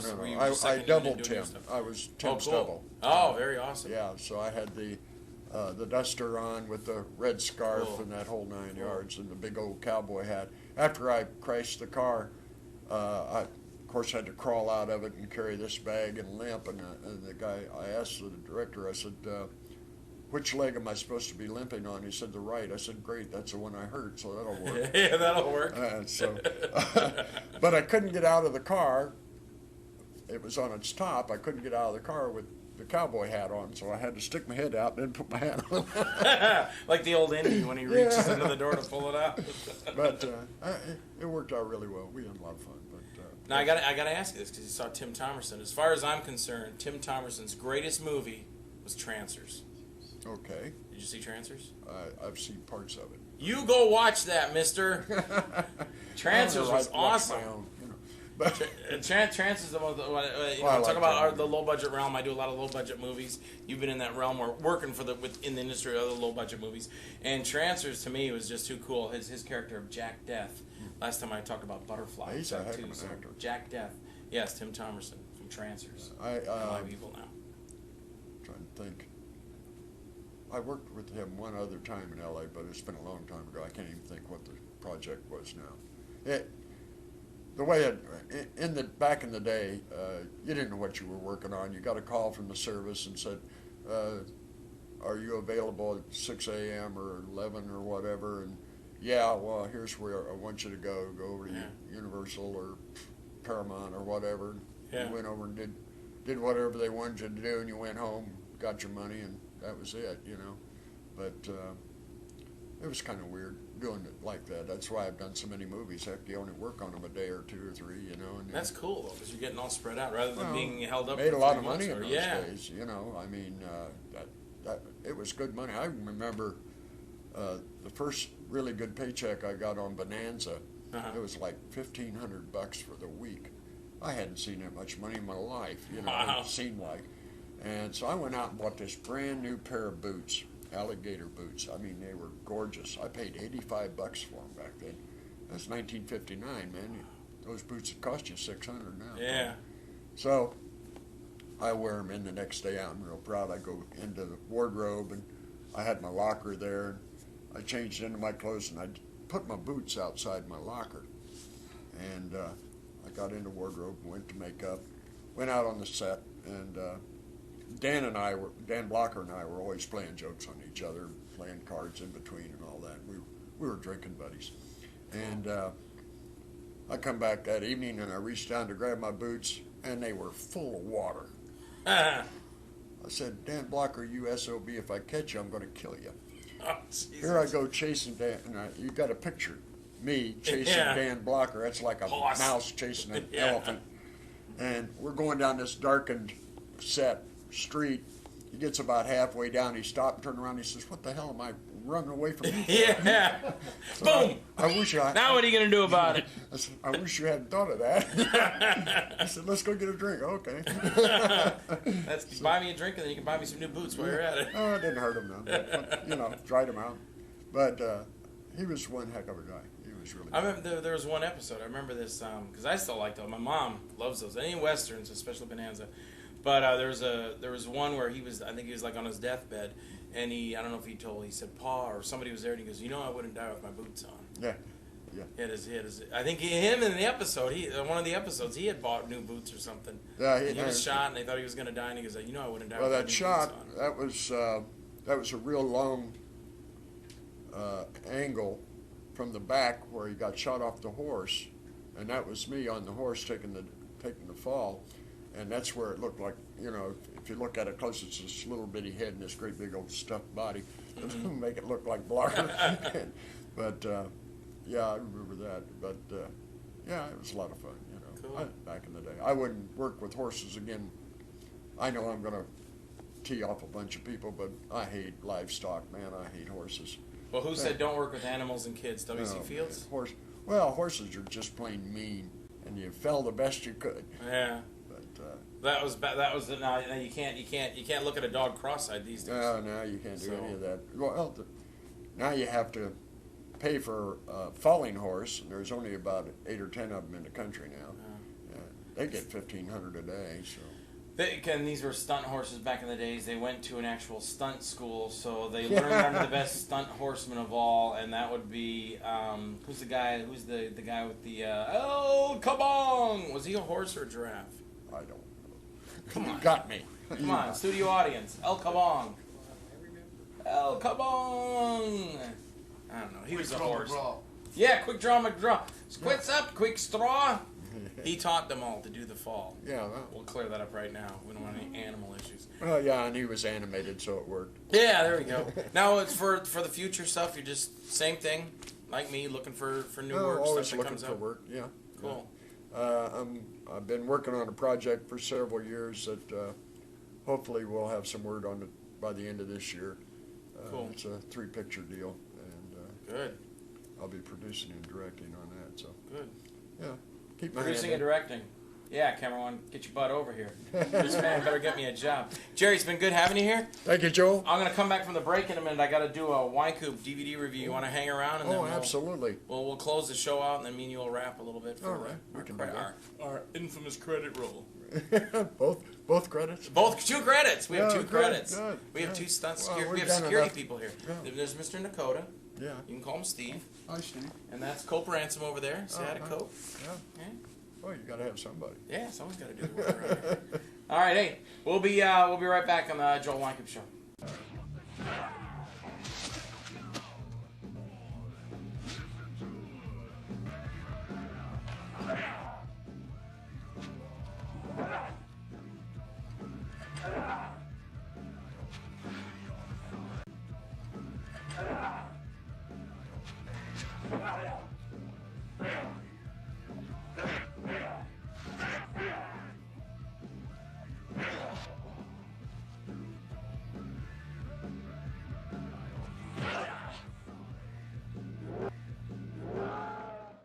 Hey, we're back. Yay. And I got Jerry Allen with us. Yeah. Some applause for this amazing audience. Cool. We got to do the old Wynkoop DVD 30-second review. Did you ever see that movie? I have. Have you? Yeah. It's Lost Faith. What'd you think of that? Not bad for Joel. Not bad for Joel. Yes. I'm in this movie. Sorry, that's me. That's me like 20 years ago. Yeah, you're telling That's me like 1992. I didn't have a stomach there. Yeah. But he's lost his wife. He's lost his patience. He's lost his faith. Lost faith.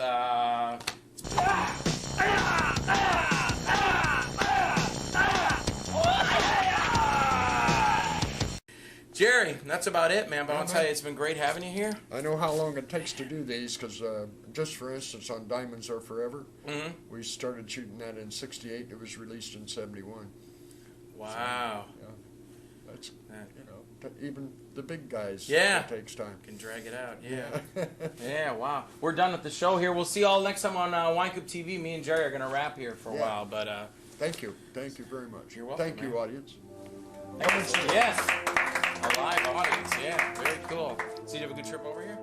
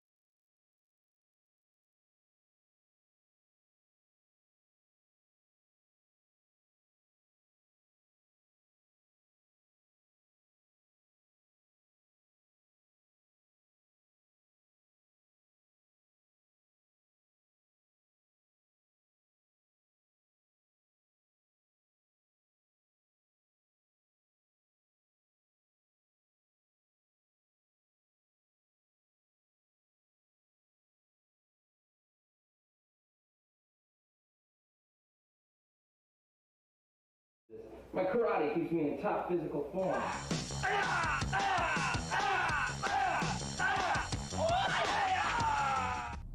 I was looking for Disney World.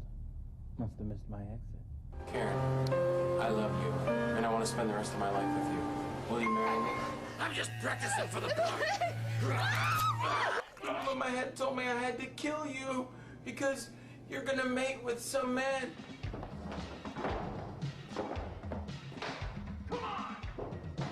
Let it spread throughout the land, wiping out everything and everyone in its path. Okay, obviously you can tell the kid was hopped up on speed or PCP or something. Because I like to tell stories. One day in the future. Dr. Ocula? Ooh, scary stuff. Dracula. Dr. Ocula. I will yank that book from your dead, cold fingers. You did it with all those creatures. You're a Jezebel, just like mommy's.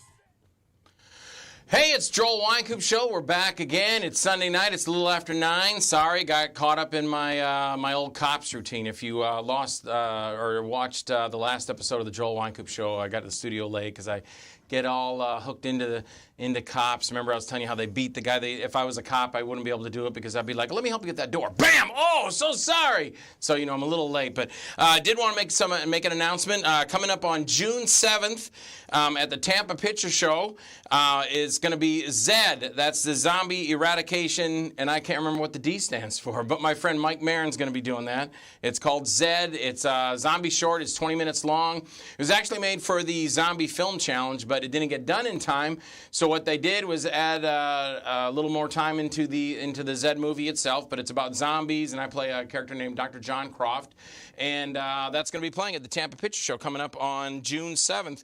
Also on June 22nd at the Tampa Picture Picture Show, the brain from Planet Eros is going to be playing there. And there's also going to be some other shorts. The star of the movie will be there. Also, some other shorts are going to be playing, like from my TV episode, Joel D. Wynkoop's The Other Side. We're going to play episode 2. The Abandoned Land is going to be playing there. Also, Lynn Hansen's Chomp is going to be playing there. So it's going to be pretty cool. We're going to have lots of shorts and, of course, the brain from Planet Eros. All right, now we're going to get going to the show. My guest tonight is... He hasn't got here yet, so I can say this about him. And he's kind of quirky about this stuff. He doesn't watch any TV, any radio. He doesn't even know what Facebook is. So I don't have to worry about him hearing this. He doesn't do interviews, except for my producer, Chris, set this all up. Honestly, I didn't agree to it. This is not the kind of guests I want to have on the show. I want to have entertaining guests, actors and stuff. But this guy is some kind of... some NASA engineer, Dr.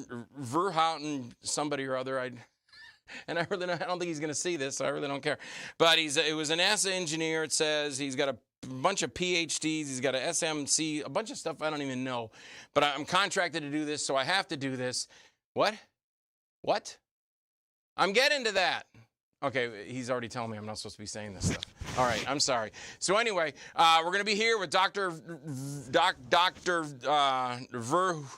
Verhoeven. Whoever that is, hooting himself. Anyway, we'll be right back with my first, I say my first guest, but it's my only guest. We'll be right back on the Joel Wynkoop Show with Dr.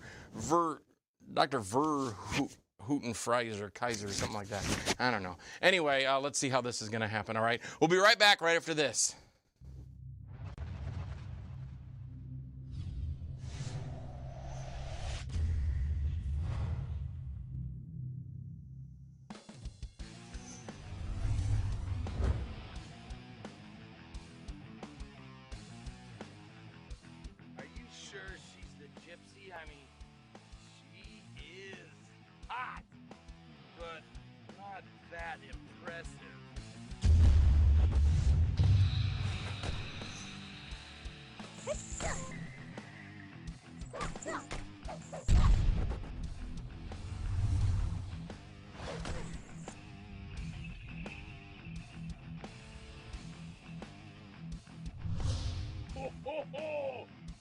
Okay, now that's impressive! That's all you've got? No, I'm disappointed. Ha! Sometimes the right man for the job is a woman. It's time to break out the big guns! Yeah!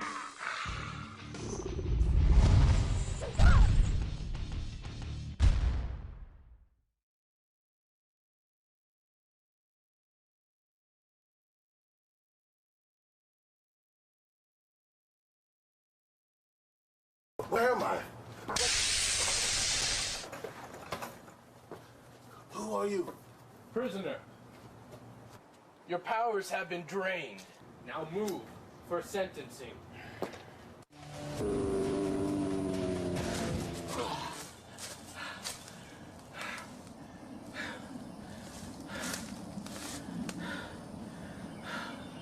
Oh no.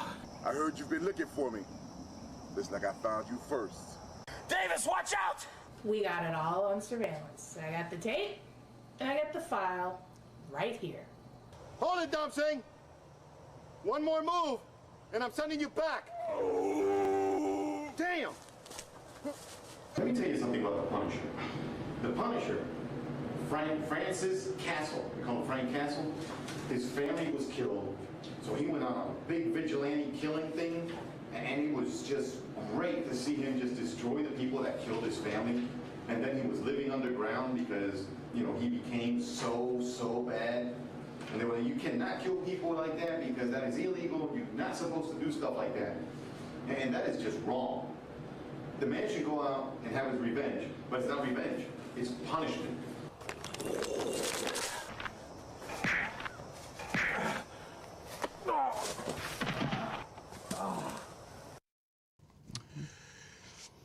Well, hello, and thank you for tuning in. I hope you're tuning in to the Joel Wynkoop Show. It's our second show here, and my guest tonight, it's very nice to have you, Dr.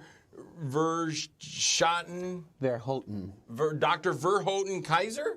Correct. And my producer tells me that you were actually a NASA engineer, and you have many PhDs and a PhSC. I'm not sure what this stuff is. I'm sorry. There's quite a few. Yes. Tell us about Dr. Verhoeven. Well, actually, I started off. I wasn't with NASA, but growing up, it turned out I was sensitive. You were sensitive about NASA? Psychic phenomena. Oh, psychic phenomena. Okay. As a child, I had an experience with what's called hag phenomena. What is it called? It's a shadow person.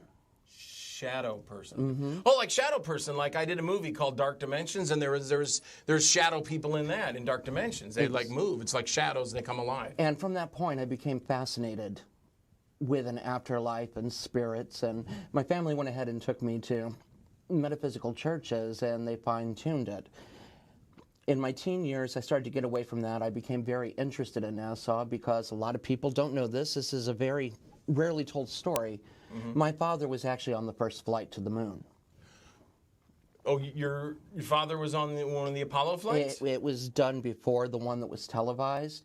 It actually occurred when H.G. Wells' War of the Worlds was airing on radio because they knew they would create a panic and could get a ship up there without anybody. Okay, now I remember that. I mean, I don't personally because I wasn't alive then. I remember my dad telling me about the H.G. Wells thing was all a put on, but the wasn't it the Apollo that was the first televised? No, absolutely not. And my father had to change his name because of foreign powers.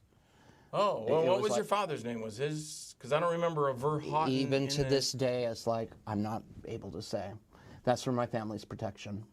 I mean, so that he didn't do any like news, or nobody said, "Hey, here's Mr. Verhoeven, the first man in space." No, it was a very secret test mission before the one that was so popularly televised in the '60s. Oh, well, fascinating. You see, you never know what you're gonna learn here.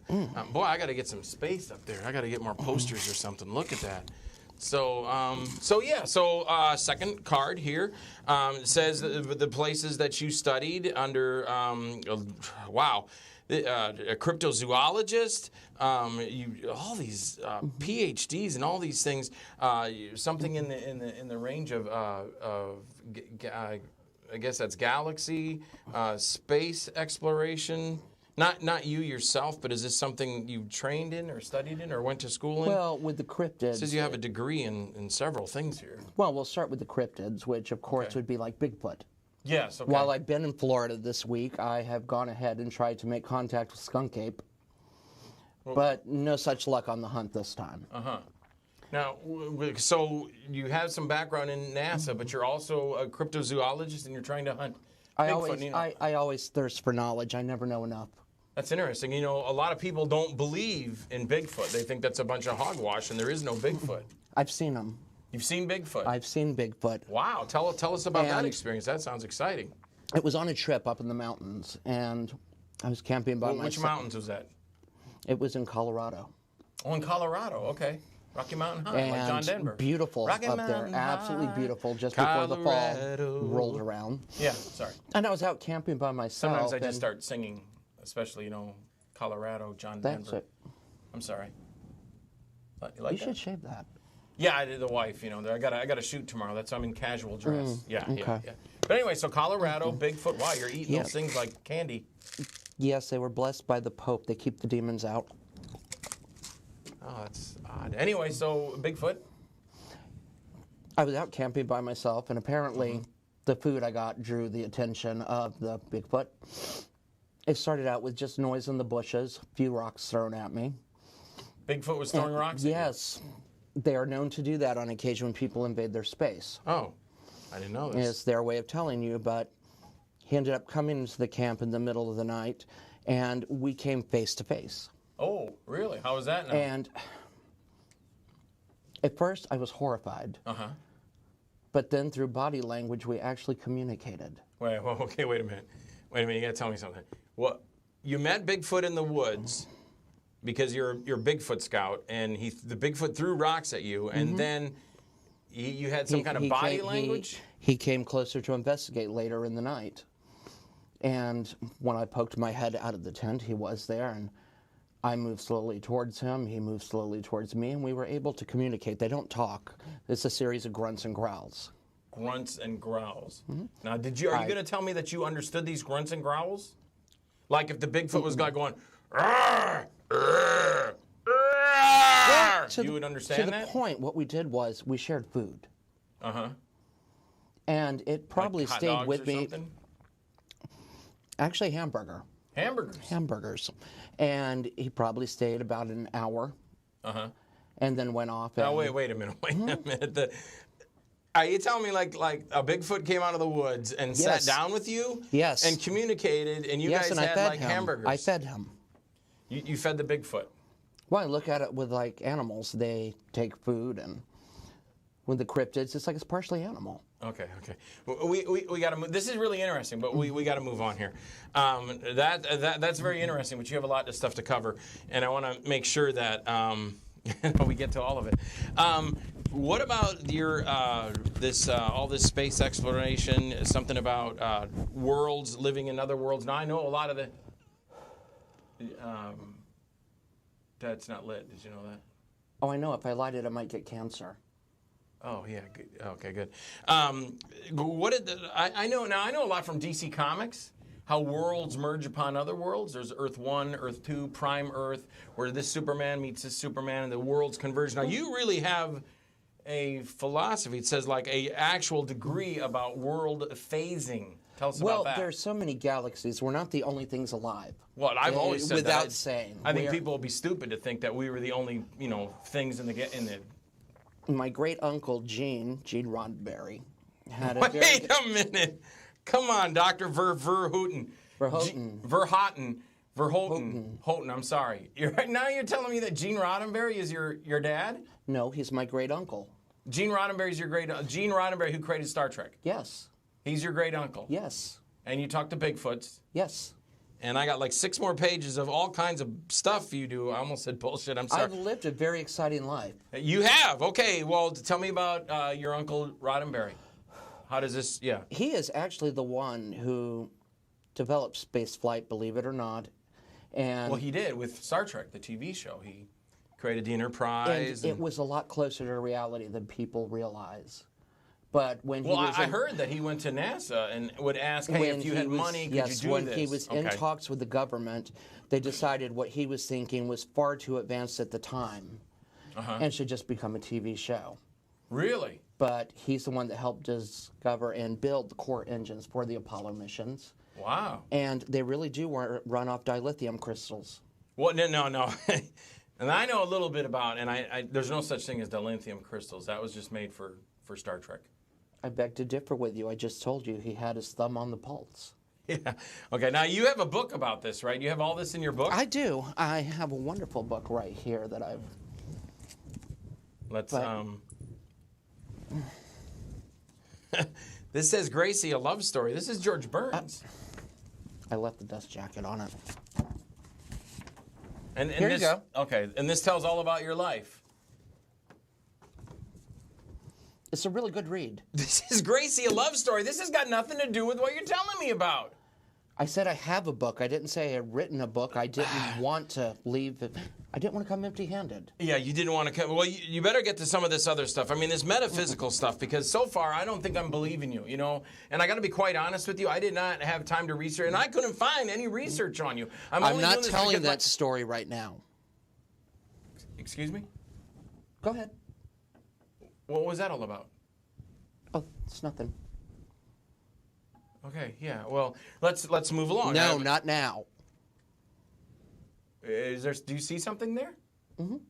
What's there? Because I'm missing it. It's one of my shadow people. Well, there can't be only 2 people in the studio at once. You hear that? You're gonna have to go. No, just go wait out there in the control room. No, Dr. Verhoeven.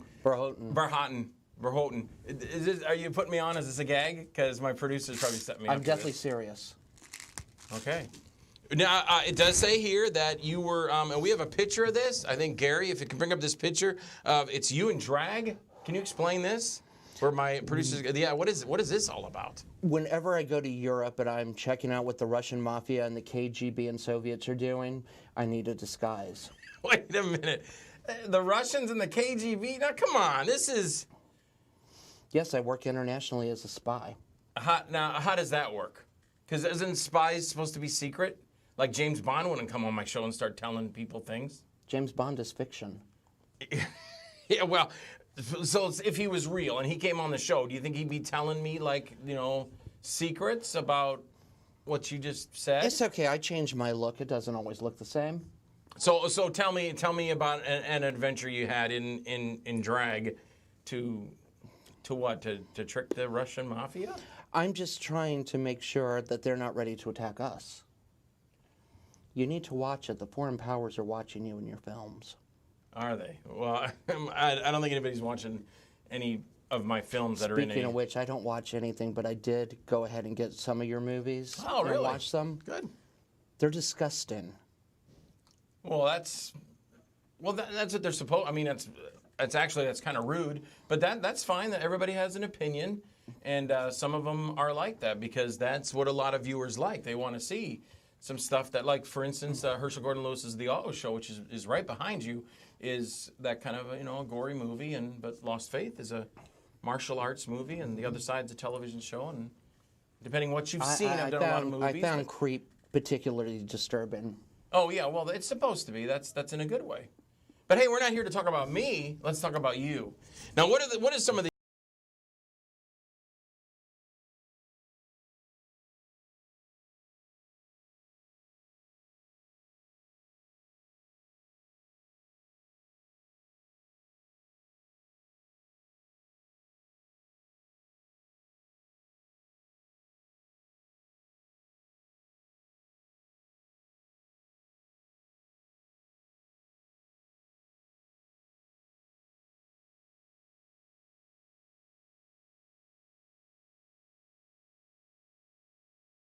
Cop Professor and Dr. Hess battled it on. Resner, Stanley, Quigley makes three. Now everybody's screaming for sanity. The battle is over. Hess shows no fear, but as the crazy killer falls, he sheds a tear. Because back in Sunnyvale, under guard and care, is a real mass killer playing Truth or Dare!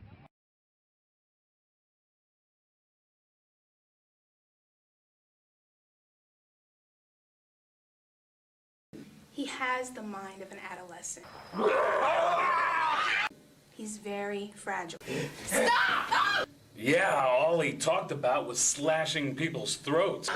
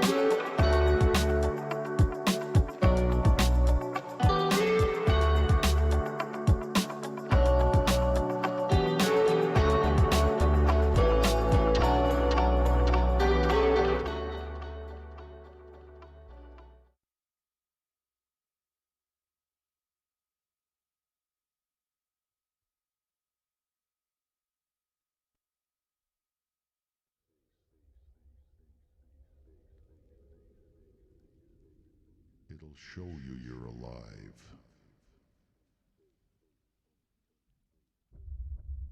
And listen to this fat bass that will send the blood coursing through your veins.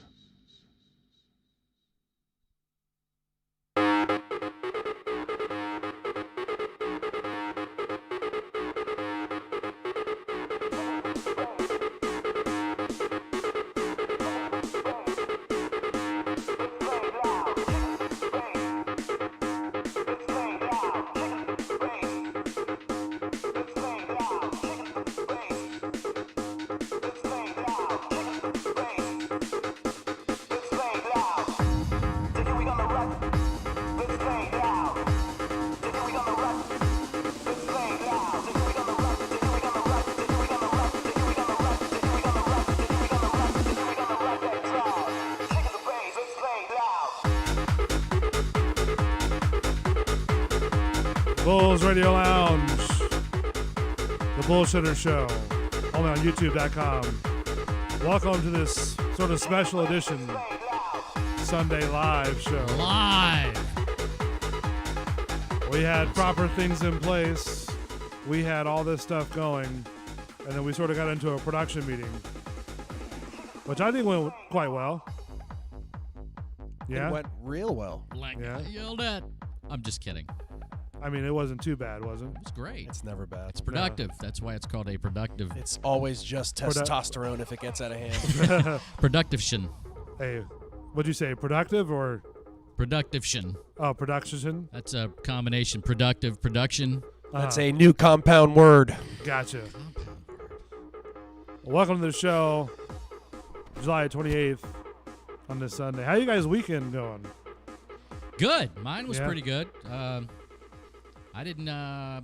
What'd you do? I saw the Spider-Man movie yesterday. Did finally. you? Yeah. How was that? It was good. I enjoyed it. I enjoyed it better than I thought I would because I got to tell you, I rolled in there not sure. I'm not really a big this review said this, that review said that. Uh-huh.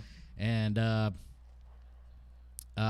Jake Gyllenhaal did a pretty good job as the Mysterio character. So I thought so we'll too. Leave it at that. Yeah. Is that the one that's Far From Home?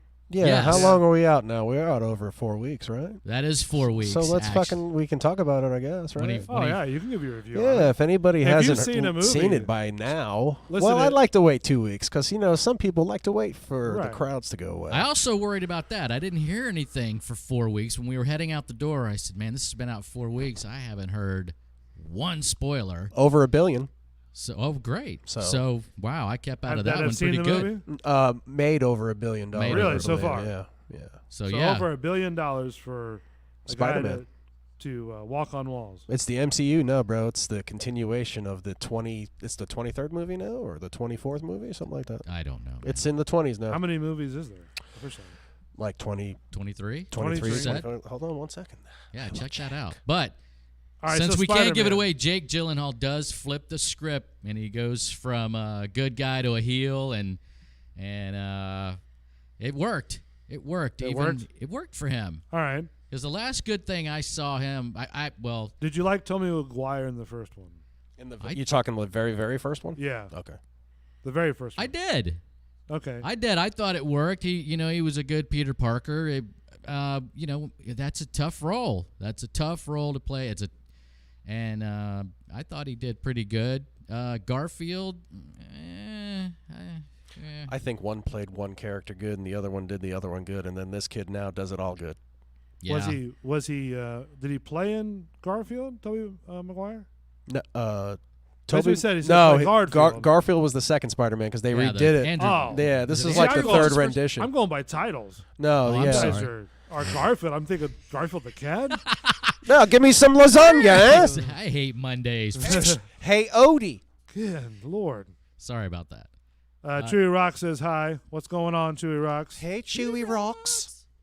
So, I'm sorry. I thought you were talking about Garfield the cat. No. So Spider-Man 2, Tobey Maguire. We went from the MCU to Saturday or Sunday morning comics. Yeah, I know. Exactly. Man, you had me tripping there for a minute. I was like, whoa. Apologize for that. I like Tobey Maguire was good, and Uh-huh. I was ranking the Spider-Man, not the movies. That's what I was doing. So that just the actual comic book character. But I had to himself. check. It is Andrew Garfield, right? It is Andrew Garfield, yeah. Okay. That's what I was trying to remember in my head. So, yeah, he was all right. But this kid, he's right. Lent's right. This kid, he's put together the perfect package. Actually, they said, I apologize, Bull. They said go ahead. when he came in to audition for the role, he actually did one of those like sideways Spidey flips. Yeah, I seen that. Yeah, and he does it when he visits kids in hospitals. He does. The kid's agile, man. I mean, he came into this role ready to play this role. So you got to give him that. Far From Home was the 23rd. 23rd. Yeah. Man, they're.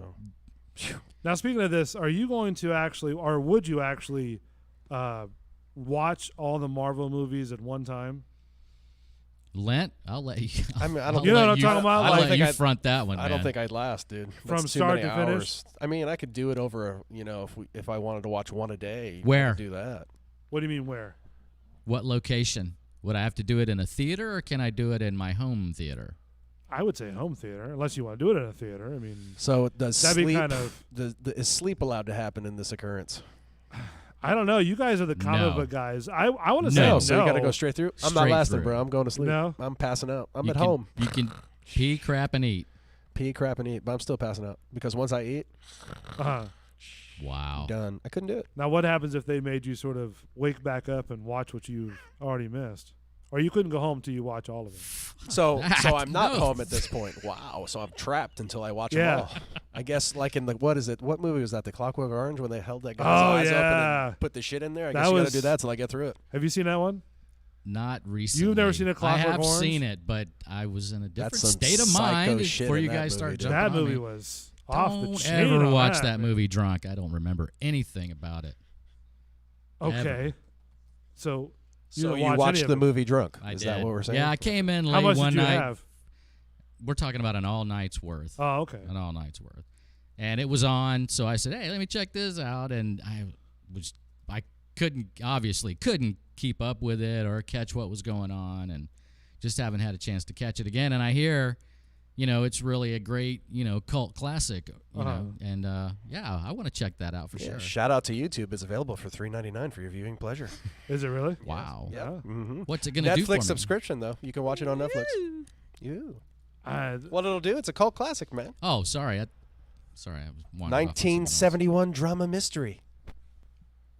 What It year? was a drama mystery. 1971. Yeah, 90% on Rotten Hold Tomatoes. on a minute. How is that a drama mystery? How did that come out in 71? That's what it says. Did here. they- Release date December 19th, 1971. Did they not watch the film? I don't know. I That guess- is not no drama. What would you put it under? What would you? That Thriller? What milieu would you? Thriller-ish? Oh, that put was- under. Thrillerish, maybe? No, no. What would you put it that under? wouldn't Sicko? even classify. Sicko, yeah. There's No. a new division in movies, folks. It's called Sicko. Well, I don't know if that's new. There are those, S&M. Show and me Bond. where. No, yeah, if- but if show me you- where the sicko but anyway. category is. Like that's one of the movies that you don't forget. The Clockwork Clockwork Orange. Orange? Yes. Yeah, especially that Alright. one scene where they actually have that dude's eyes propped open, Yes. putting drops in them so he can watch the video over and over and over. and Basically, over. what he was doing, okay. So the whole deal is he's with this gang, right? And what happens is as he's going with this gang that sort of have like these masks and stuff like that, right? Yes. Or that they wear to, break into people's houses, right? Oh, okay. So they destroy. Don't remember. They any of this. destroy the houses, right? And then they sadly to say rape the women. Yes, true. They rape the women in the houses. Yes. Right? So finally they caught the guys, and they caught one of the guys, I think, if I remember correctly, right? And what they do is they sit there and hold his eyes open with these little picks, right? Yeah. For like, I think, what is it, a week or 24 hours? no. It's torturous for even 10 minutes. Yeah. So, It's oh hurting my me God. thinking about it. And they just put drops in his eyes to soak the eyes, right? Right. And then they You make have him to watch. keep them moist. Yeah. Does he say well, that? Well, no. No, but you here's, have to keep here's them the kicker, moist. right? They make him watch porn movies, right? Yeah. While that's his punishment. Not really punishment, his medicine, 'Cause How's that medicine? They're trying He's to being change doled out his. some medicine here. They're trying to change his mindset. Oh, I understand. This You see is what the I'm saying? McDowell flick, Rick. Right? Correct? Kubrick. No, who starred in it? Who was the lead gentleman? Oh, in I it? don't know. Yes. Malcolm McDowell. Malcolm McDowell. That's what I thought. 71. 71. That's what it says. Good gosh. But yeah, it's Saw it in the 80s. Thought it came out in the 80s. It looks 80ish, doesn't it? It does. Yeah. But this is A Clockwork Orange was a very unique film, right? A film that's not really rated for Whatever you guys are put it under.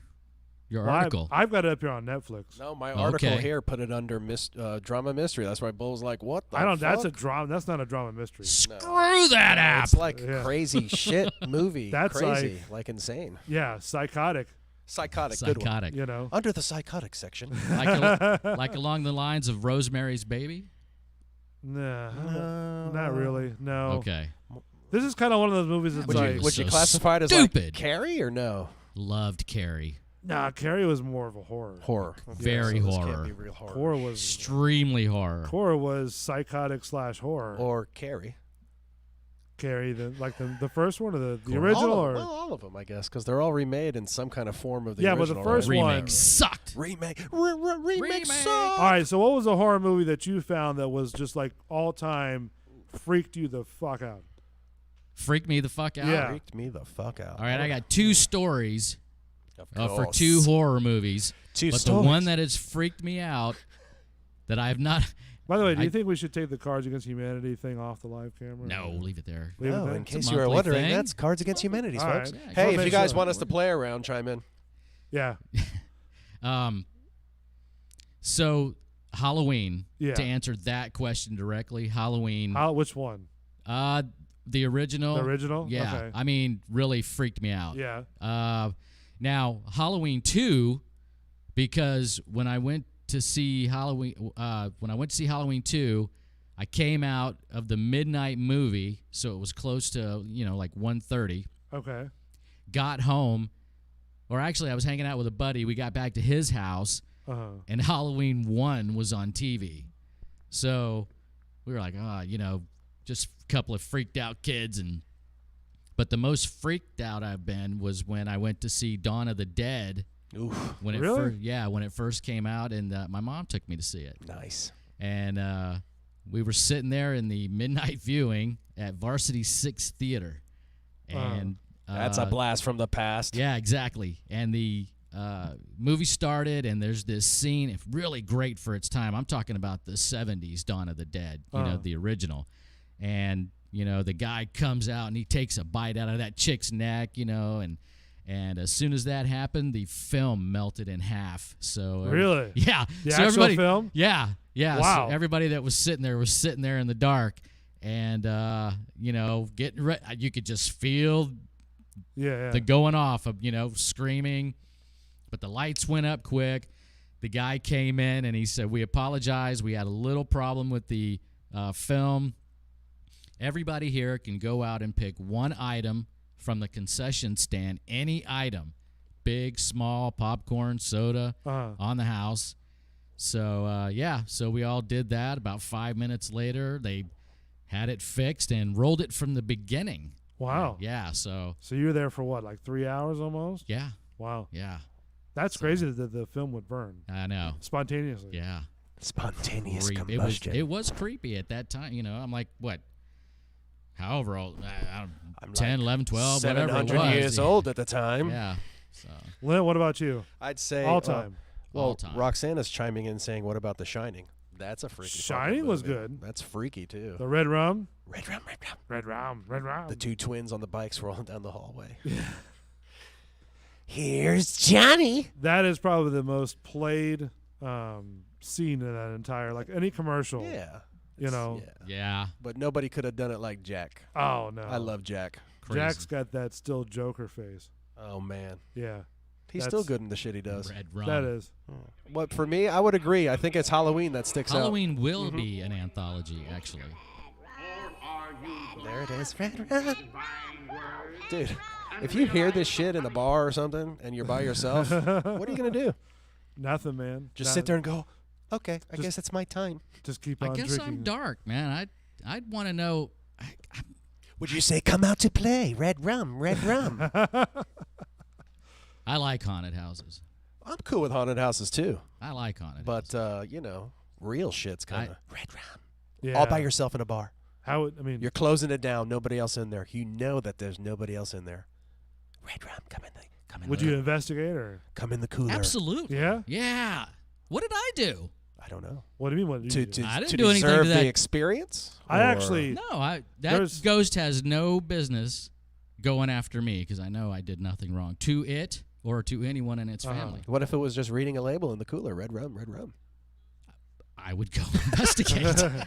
I would want to know where that's coming from. House of 1,000 Corpses was chimed in also. that wasn't bad, but it's gory. It's sick. Gory, yes. It's sick. The first one, I'll give you that. But well, when they go to the round 2, round 3, it gets watered down, but it's still kind of gory. The second one was fucked up. The second one was really screwed up. Yeah. That's out on the loose. That's not on a compound. They're coming out with a new one, by the way. Yeah, and I'm sure Are they it'll really? be, I'm sure it'll be sick. Yes. Well, you see John Wick making money off of 3. You see all these people making money. You got to do something. John Wick's John good. Wick, I don't even watch that. You got to watch it, bro. No, bro. I Listen, can't. I just for can't. the action alone, you'll be like, "Wow, what the And fuck? Holy shit!" What about the other one? Not John Wick. Is that the one with Keanu? Keanu Reeves. Yeah, and it's a good guy. storyline too. What was the other one with Matt Damon?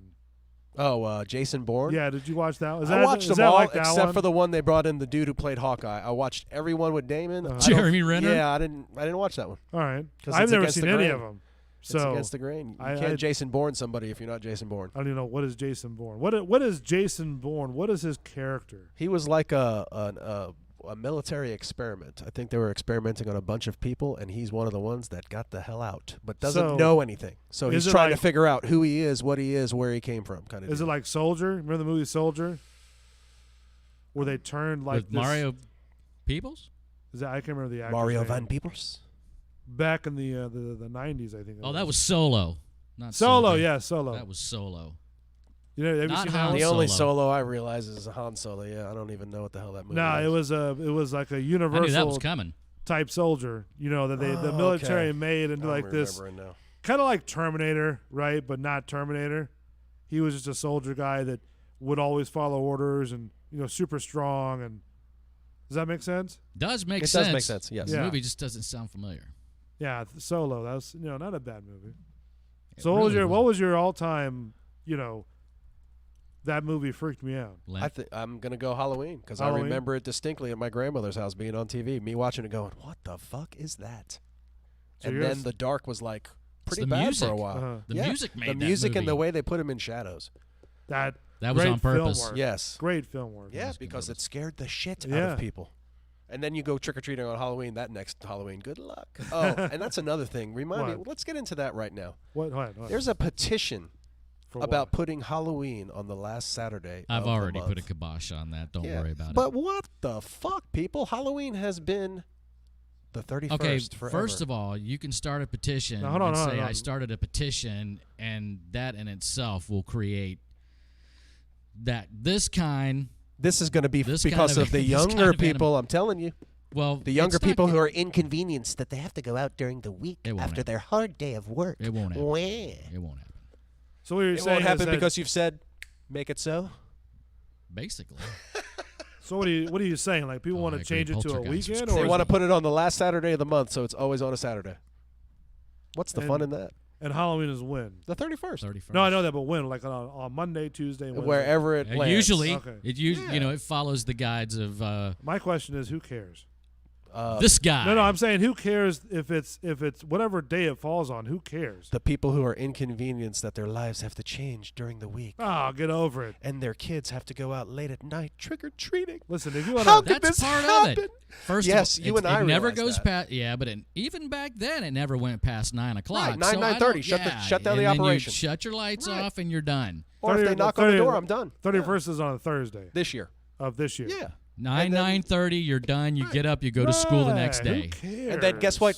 For everybody who wants that Halloween on a Saturday, the following year, it will be on a Saturday because of the leap year. It's my month. I'm not going to allow Are they that actually shit. trying to push this? I think the younger generation Like is they were actually trying to push what daylight is- savings time. But why? Why are you going to change something that works so many other times? because I think I think it's all about who- control who with everything, man. cares? The kids licking the ice cream, going touching a bison, You know, wanting if- to change Halloween. If I mean, you what the listen, fuck? if you wanna have your kids have a Halloween, don't sit there and puss out. Go on a day that it is. I don't know, man. You know, I'm sticking to the 31st. And That's my what I'm kids are like, saying. so am I. Why? It's not even about the adult. No, it's not. It's about the It's about- witches. Oh, yeah. Just lock up your cats, people. Right. Right. Just go out there and have a good time. Enjoy it. You know? I don't know why people have to change something that's been, that was a Harley. That was a Harley. That was a Harley. Wow. What was the movie that, before we move on, I want to know the movie that freaked you out, Bull? Yeah, you, Bull. There's actually two of them. I'll take them. One of them was The Exorcist. Ever seen that one? Yeah, that one's fucking freaky, too. I can't make it through that movie. laughed. I can't make it. What? Yep. When I was little, I couldn't make it through the For movie. those of you at home, that was a what? What? Yes, couldn't make it through the movie. Really? I thought, Lentz, I thought it was a comedy. Lentz has a little chicken shit in him when it comes to horror movies. Yeah, Halfway, I was or was it? I don't quarter? even remember, but I was All right. young. You know how young we were when that Yeah, shit came sure. out. So I was like, "What the fuck?" Yeah, I do have her autograph, though. Do you really? Yeah, I like Linda. And Candyman. Yeah. You know what? That was. It's hard to look in the mirror sometimes Yeah, when I it's know. dark, right? Got his, too. And Try to look in the mirror when it's not dark. yeah, that was a good one. That was actually a pretty good movie. That kind of freaked me out with the whole mirror deal. And I did the mirror thing after that. Did you really? Yeah. I know a story of a Halloween party that happened where somebody did that in the bathroom. They'd go in groups and close. That was the with uh, door. the Bloody Mary thing, wasn't it? Yeah, so it was the Bloody Mary. It's in the kind of the same bathroom, thing, almost. But these kids would scream, and they knew Oh, it was really? fucking coming. Nice. Oh, yeah, this party was badass. I wish it was Nice. part of it. Yeah, they had some guy coming down the street like playing a freaking scary ass person, dragging. See, his what I leg would have in a done was chain. hooked up a couple strobe lights in there, and have like sort of a fake mannequin come down through the mirror. You know what I mean? To where you see it, like the lights start flashing red and green and stuff like So that. we got to start working on the bullshitters haunted house. Is that what you're saying? I'm in. You know, oh man! I mean, hell, if you're gonna tell a story, I mean, get the story, good do. You know what That's I mean? good, but the kids screamed their asses off though, Oh, really? just with the lights off or what. I think they had some candles or something in there if I recall correctly. But And then what you could do is have some air cannons inside there, kind of hidden in the walls, right? Just do the, you know what I mean? Wow, man! Like they do at the- High like they do at the production. yeah, he High is, bro. production. Dude, you gotta do it You're right. gonna do it. Yeah, you're gonna do it. You're gonna do it right. Do it big, people. That's I mean, a bucket he's- list thing. Hey, he's seen my productions before. Yeah, dude, badass. I'm sure. I've sure. been a part of making some. Of I've these wanted to have productions as well. a haunted house before. I've always loved haunted houses. I've always loved, doing. I did a couple stage manager deals with, a couple parks, and they're actually really good. They were nice. But I love Universal the most, to be honest with you. You are. You said that last show too. Yeah, You love Universal So you was- love the park, the whole shebang. whole shebang. Even though City Walk shit. What's Have that? The City Walk going in. Do you do the shops and the movies around there? Or no? Tried to go to one restaurant one time, but they were closed. Oh. The taco thing. Okay. Yeah. Yeah, I know. What the other one they just opened up was the used to be Emeralds. is that upstairs? No, that was down. That was right near where you're going to Islands Adventure. I don't okay. know. Yeah. Now I know what you're talking Yeah. about. CBS Studios Lounge was pretty good. Okay. I wonder how overpriced the movie theater is out there. Oh, it's ridiculous. Yeah. Probably. $20 a head. I don't know. I really looked, to be honest with you. Yeah, I don't have a inkling to go to the movies. You know, when I my walk main in thing there. is just getting to the park. Yeah. Before the crowd goes. The ice cream shop that's there, the it's like a Willy Wonka type deal. Oh, okay. I can't think of the name. It just blew my mind. They're pretty good. They have like those big old glass of milkshakes. Yeah. I love fucking milkshakes. man. Let's go right now. And then Please stand have by. We'll be back in 2 hours. you have the Hard Rock Cafe. Love the Hard Rock Cafe. Yeah. Who doesn't love the Hard Rock? Yeah, Right? and then they had the 25 karat gold burger too. Now, what is that composed of? 2 buns, a lettuce, tomato, and then the burger, but it has gold leaf on top. Nice. So that's what. Any special sauce? I don't know. Didn't try it. I'd make some. I saw that. But no, Universal does a really good job with their haunted houses. At least I believe so. A couple tweaks here and there, that I think would probably do, but all in all, I mean, they do a great job. Disney World did it right. For what? Haunted Mansion. Oh, the ride. You talk about the ride? Yeah, that was pretty cool, yeah. Just the front part. Yeah, You leading like up to it, the because rest there's of it? entertainment. There's entertainment walking up to the ride. Is that what you're talking about? Like all the tombstones and shit like that? I love the ceiling expansion. Okay. And the guy up in the rafters, when and you then walk they in. do that, that lightning You're flash. actually you're and- going down an elevator. Don't do that to me, man. No, I'm serious. I'm serious. It's a small, it's a hydraulic elevator You are that goes moving into a different room. down I bet you don't know. very slowly. That's how the ceiling is Feed going. his up. anxiety. Should I believe it? Yes, you Really? should. You should believe That's it. how, That's how the ceiling is going up. Wow. Very- Wow, that just totally blew my mind. Now here's the thing for you ever been on Transformers? No. Have you been on Spider-Man? Yes. Yes. You're going up and down an elevator on that thing too. Yeah, you're going all No, over the I thought place. it was. No, you're going up and down in the show building itself. Yes. There's an elevator that moves as smooth as it does, right? Wow. And as the buildings are going down, you're either going up or down. Let's get back to that haunted. Yeah. Mine is Blown? completely blown here. show. Completely blown. Haunted houses. So that universal. thing is. So the guy up there is moving away from me, or I'm moving away from him. Actually. You're moving away from the portraits that look like they're normal. Yes. As the elevator is going down, They start right? stretching, right? The top of that room is stationary. Boom. So as the elevator is going down, the rolled paper is coming back up, and the paper is lined up to where you can't see any seams. And that's why they have the lighting going on and around as well. And that is blowing your mind. That with Bull. is. That is. Thanks, Bull. See. It's a very slow elevator that drops, people very It slowly. would have to be. You Yeah, don't very even smooth. feel it. That's why they tell you to please come in that line. Yeah. It's a safety deal. Ah, makes sense now. Like they tell you, everybody's dead in the dead center of the room. All I had right? to do was put my hand on the wall. It's not about seeing what's up there. Right. Right. Yeah. To get a better view of what's up there. It's a safety. That way they can clear the doorways. That way the Yeah. elevator goes down. And then the new one can slide in. Yes? There's no Or- new one. Oh, It's you the step same out the one. floor and it goes up. Yep. Holy shit. I know. Kaboom! Yeah. Exactly. If you don't Wow. hear us for a few minutes, folks, we're gathering our thoughts. Exactly. I'm picking up my brains off the floor. And it's people Well, that's don't great. people I don't love knowing realize that. that. I mean, even in the Haunted Mansion, you have the Pepper's Ghost effect. You know what that is? No. Really? But You guys have never noticed any of this stuff, or am I just nerding out with it? no. I try to may notice have as much noticed. as I just can, so. You're nerding out by knowing the title of The it. ghost but host. that's all. No, that's what Ghost it's, Host that's, deal that's does, too. entertainment. That's what they do. The Tower of Terror, that's Pepper's Ghost. The ones where the people walk in the hallway, and you see all the little stars or whatever's going on, right? That's Pepper's Ghost. And basically what it is, it's a 45-degree mirror with a projector projecting up on the screen, right? So it looks like, with a black background, you're seeing images that are floating. God, I hope I remember that the next time. You I go, won't. hey, this is You won't. You'll be like, what? check this Shit. mirror out. What did Bull say that one time? Oh, Exactly. God, what ride? What park? Oh, God, forget Bull said that it was slanted at 45 degrees and shooting a Scooby-Doo hologram over there, and But that's what that is. We got some commentary that you're nerding out a little bit, but that's cool. That's fine. Shit we didn't know. Nerding out. that's all right. I got a little nerd in me. I don't. Yeah, I'm nerding out too because I'm like, Raise your hand to the nerds. Revenge of the Nerds. I mean, listen, when I ride those rides, I enjoy doing the rides, even the haunted houses, right?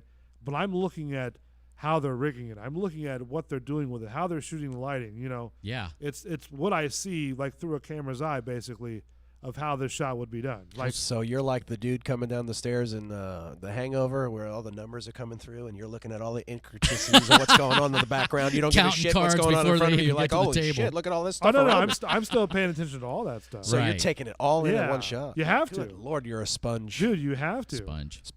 You He realize, is. like, even some of the paint that you see on stages and even in haunted houses, right, they may not look like, oh, my God, that has to be the exact same thing of what you see in daylight. Because when they put the lighting on there, it's going to look totally different. Well, yeah, I'm sure.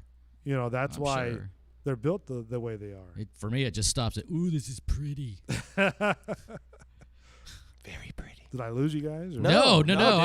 You blew my. Hey, you've blown man, my mind. You really I'm have. nerding out That's- with you. That's 'cause rare. I'm the I'm capital telling you, and right? the nerd, brother. Tell me. I just want to make sure I'm just not on the island wrestling by talk, the myself. comic book Hell talk. no. Yeah. No, you're Hell good, no. bro. God no. But but speaking on what you were mentioning a minute ago, that gimmick or that the top of that tower with that guy up there, hanging, and then you get It's the just a guy effect of the hanging. fall, right? And he never falls, but it sounds like he falls right in front of you. That has lasted. How does he fall in the right in Haunted front of Mansion? you? Well, no, it sounds like it. Oh, okay. Because okay. it sounds like Those are speakers. Huh? Speakers. Yeah. That's it. Well, I understand that. It's all smoke I'm and just saying that it's that for me. Every Uh-huh. time I go and I look, I like that part of it. Oh, okay. The very end of it. Beginning.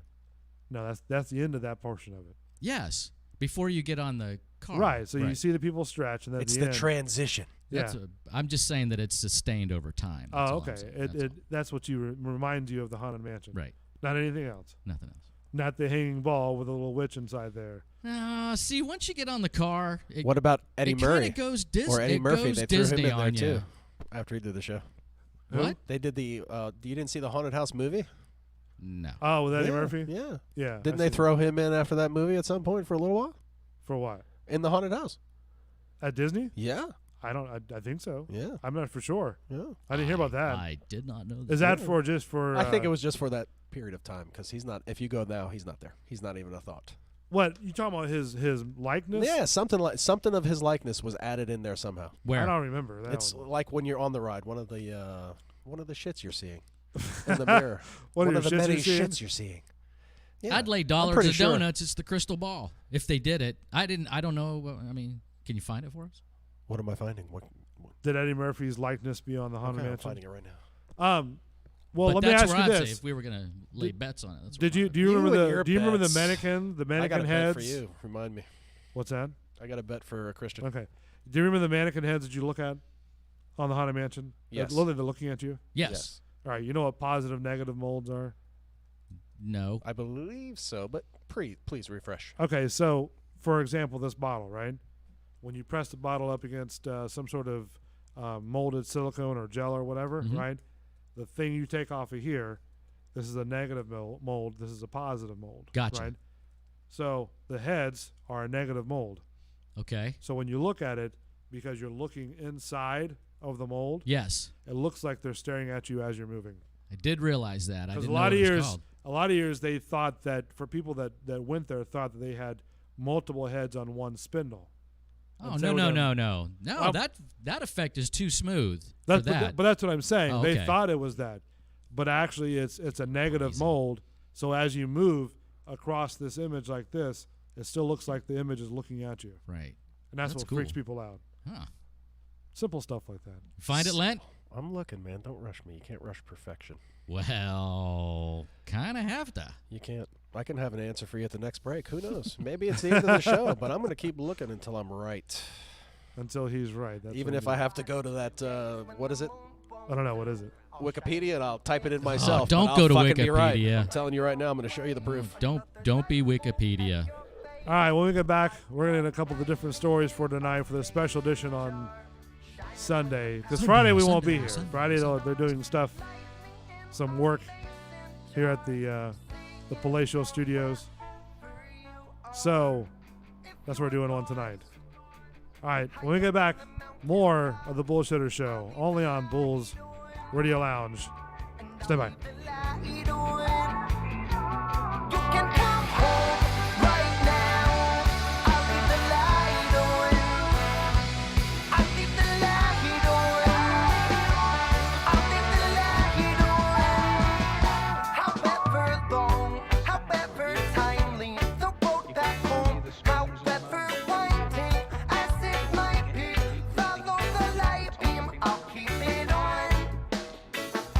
However long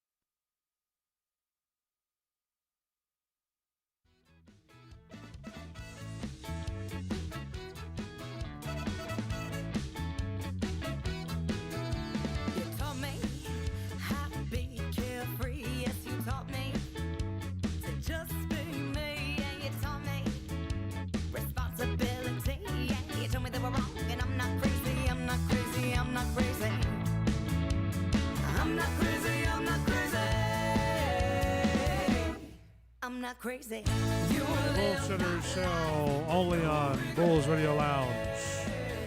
Just go to youtube.com and search Bulls Radio Lounge. Doing a special Sunday live taping because Friday there's going to be some other things going on. Some work done here at the studio. So That's what I was wondering. What's that? Why we were docked. What do you Friday. mean? Docked? Yeah, why we weren't going to be here Friday. Because they're doing work here. Gotcha. Yeah. They're putting work in here.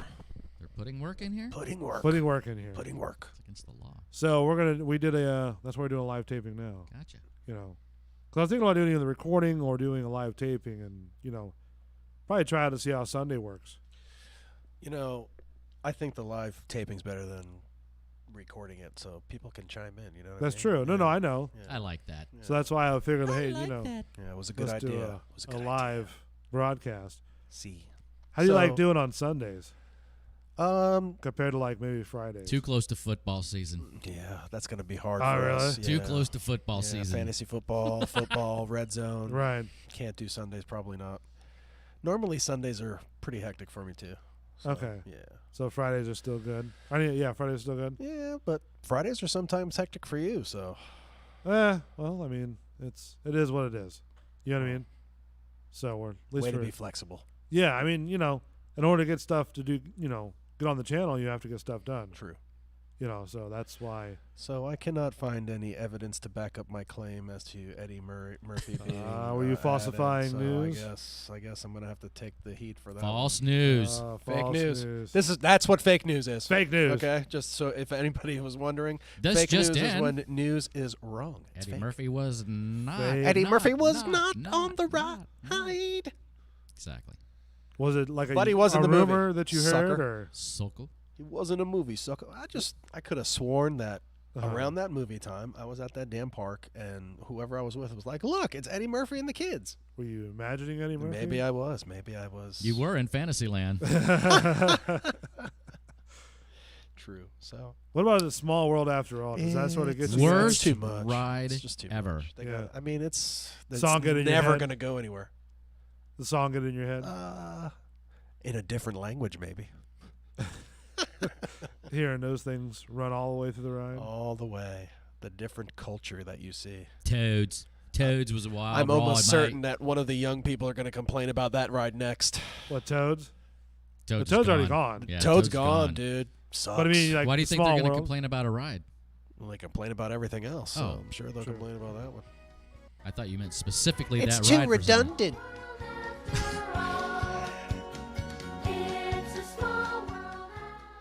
They just repeat that and They repeat do. that In and repeat different that languages. and repeat that.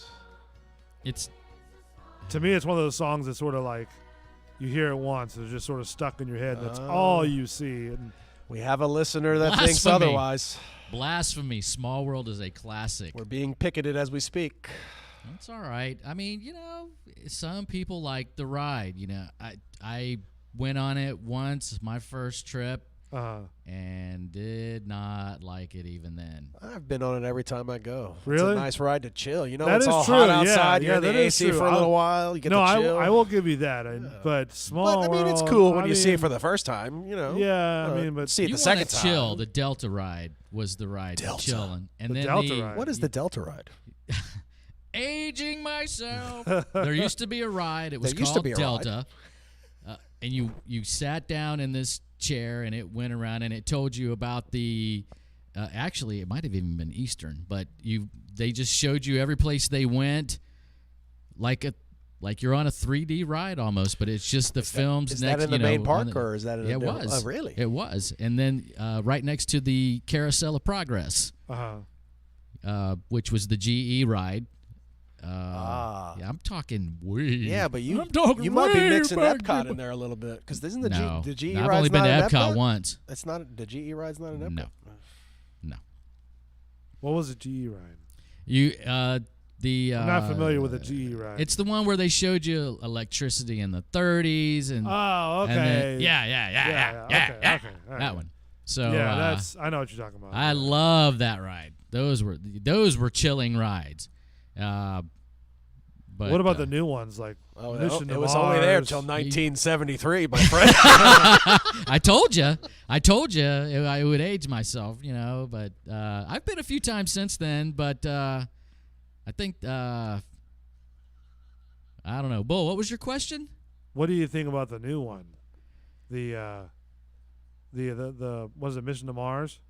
Or no, Mission to Space.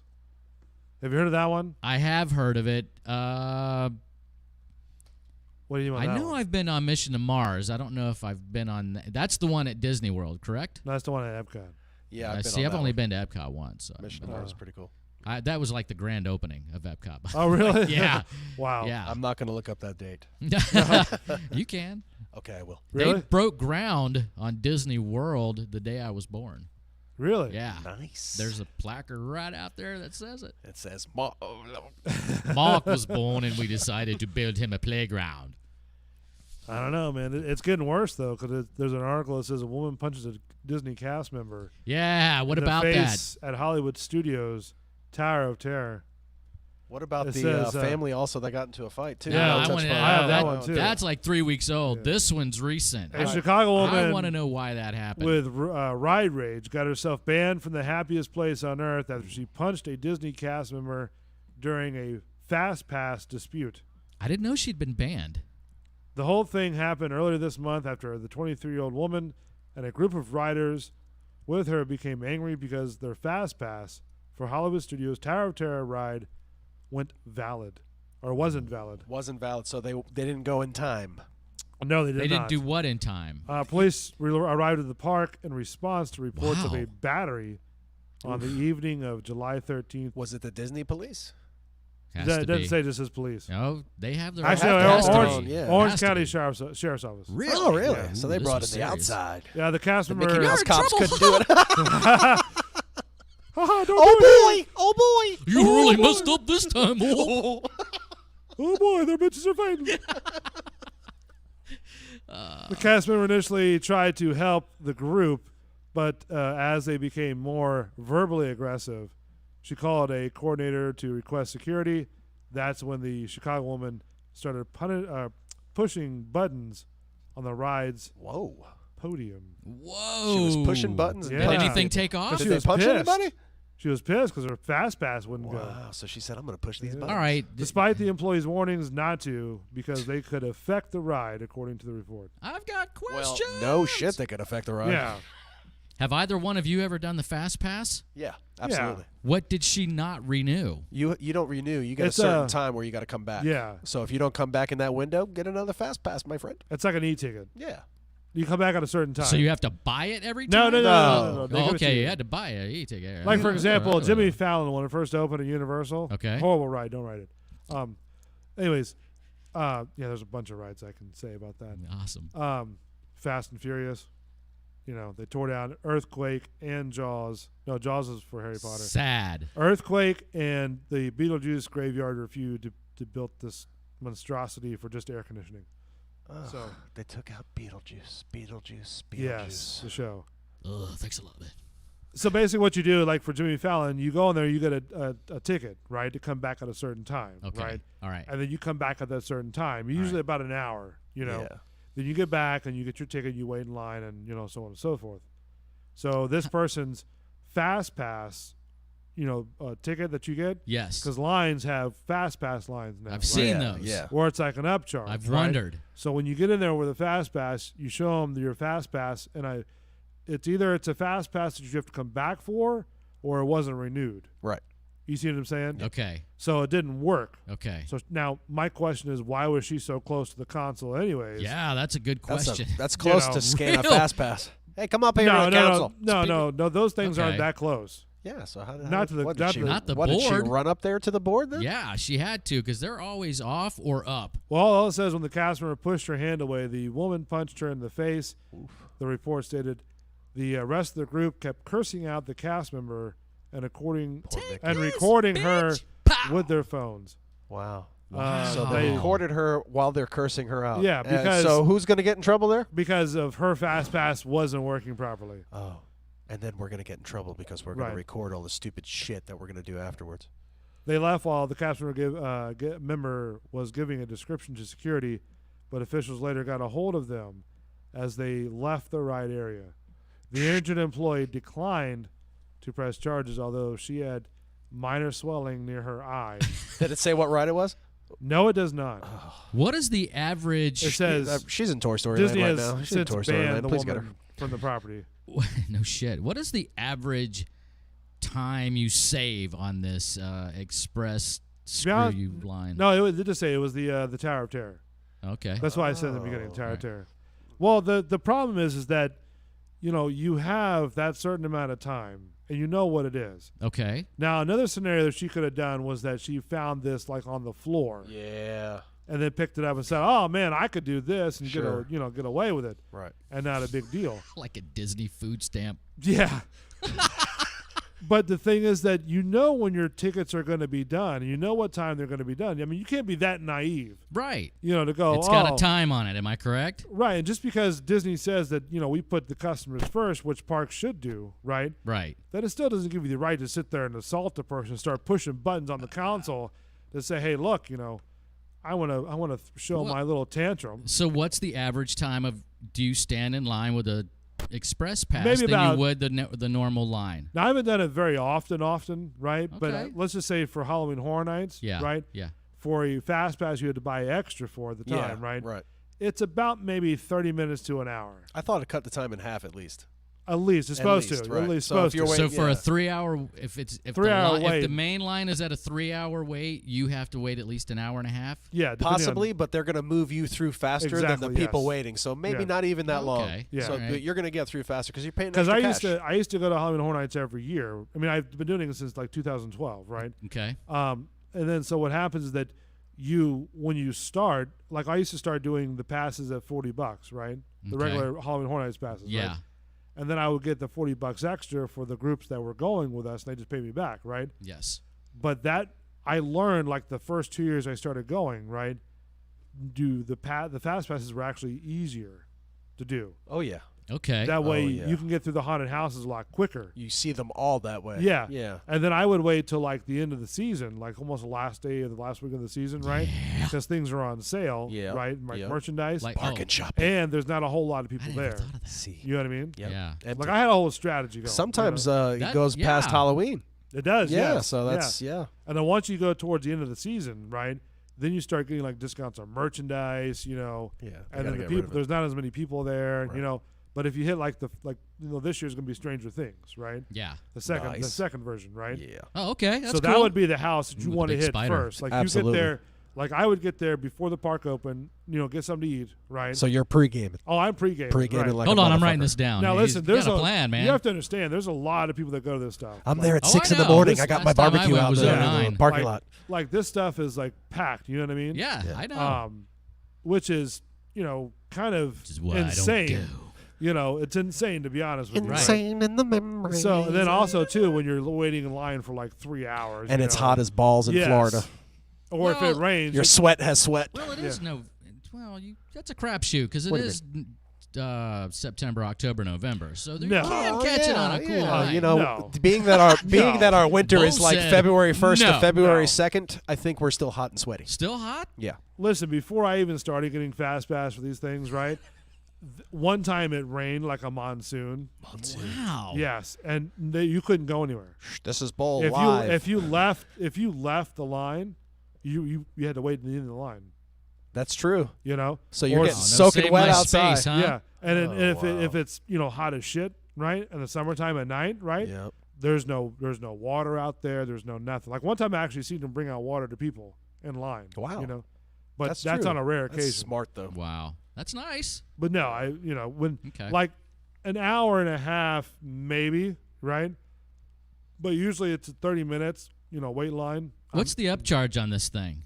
You're at least spending at least like $7,500 more bucks for it, right? I don't know. I nugget? can't remember. It used to be 40. Per yeah, head? I remember when it was 40 when it Yeah. first came out. You're like, Yeah. I think it's unreasonable. I think now. it's like 60 now. yeah. Well, Per let me head? see. Are you Yeah. talking about for just Wow. Halloween Horror Nights or overall? No, I'm talking about like. Well, what do you mean, like food too, or hotel? No, I'm just stay? talking like fast pass, get you to the front of every ride. Oh, I'm at just least talking. once. I'm just food. talking about fast pass. Yeah, that's what I'm talking and about. Normal What's- ticket price. Yeah, what's Okay. the upcharge on that? But I mean, is that an upfront fee? Do you? Yeah, Oh, you yeah, can buy it yeah, up yeah. front. You have to Well, I buy mean, it is it a upfront. monthly charge No, on no, your it's annual upfront. pass, or it's an upfront deal when It's an you're upfront. going? Now you can do deals, like you can do like the there's like a behind the scenes tour, right? If you're like a pass holder, right, to where you get a discount, but you can do behind the scenes like haunted house tours. Like they tell you, like they show you how they made how they like last year. You know, we did Stranger Things, right? Yes. Fairy Tales, I think it's called, or Scary Tales, Yeah, right? Scary Tales. Scary Tales. Oh, so you're talking Universal for sure. Oh yeah. That's what I Oh gotta look yeah. up here. Yeah, I'm looking up the wrong fucking park. What was there was another haunted house that you know, I want to say Poltergeist, but I'm not for sure. Right? I think they did pay homage Run last year. to the light. But no, but it's that's one of the tours. No, run to it. You know, that's really great to do. You know, because like it was the the clown, not the clown one, but it was a circus themed one last year, and I can't think of what it was called. Oh man. But anyways, the best thing out of there was when you walk by, you actually got to touch the Book of the Dead prop from The Mummy Returns. Oh yeah, they had a prop set up right there, wow. and nobody knows. Like you're literally walking past it, and if you don't know it's there, you'll miss it. Oh man! But who caught it, folks? The Bull. Yeah, that's right. Bull did. Bull So fucking now caught it. you get to touch the Book of the Dead. That would be I cool. touched it. The Book of the Dead. Yes, from the movie. It's like one of the props they used in the actual film. That's So- awesome. Evil Dead? No, the Mummy. The Mummy. The Mummy. did. Okay. The Mummy with Brandon Fraser. Okay, making sure. Brandon Fraser, man. Brandon Fraser. He's good. He lost steam, I think. He did lose steam, but Yeah. he was hot in the 90s. Oh for him. yeah. Major The Mummy. steam. You have a ride named after you. Yeah. You know. Wow. I mean, come on. I mean, And then Exile. Exile. I don't know what one happened to knows. the guy. He sort of went off the map. So on holidays, the unlimited pass Yes. up to $150 for holidays Per nugget. per nugget. Is that for the Wow. Universal one? Yeah. So two of you have to wait But in line while two of regularly- you fast pass it? Regularly $40. $40 single For the- use for the fast Yeah, pass? for like regular days, not holidays. For each person? For Is each that person. for you talking about Halloween Horror Nights? No, I'm just talking regular Universal Express pass. Oh, for an express pass. How much money would they make if they just said, okay, there's four of you, fuck it, here's a $40 pass for all of you? They're not going to make money because there's going to be people that say, you know what, I'm going to buy a pass for everybody, and I'm going to spend $160. Yeah. So they're making money. They're making more Of money course they because they're are. charging everybody, not just four of you. Yeah, $40 but only like 12% of the people are doing it. If you No, you'd be surprised that Really? most of the people in that Yeah. park How are long- buying the come on. fast pass. It's You're been telling going me on a that while. one of these lines actually goes past the 45-minute mark? Oh yeah. What are you talking about? The regular lines at Yeah. Universal? Oh, yeah. King Kong's King like Kong. 180 minutes. Fast and Furious was like an hour on its opening day. Yeah. That's about it. Yeah.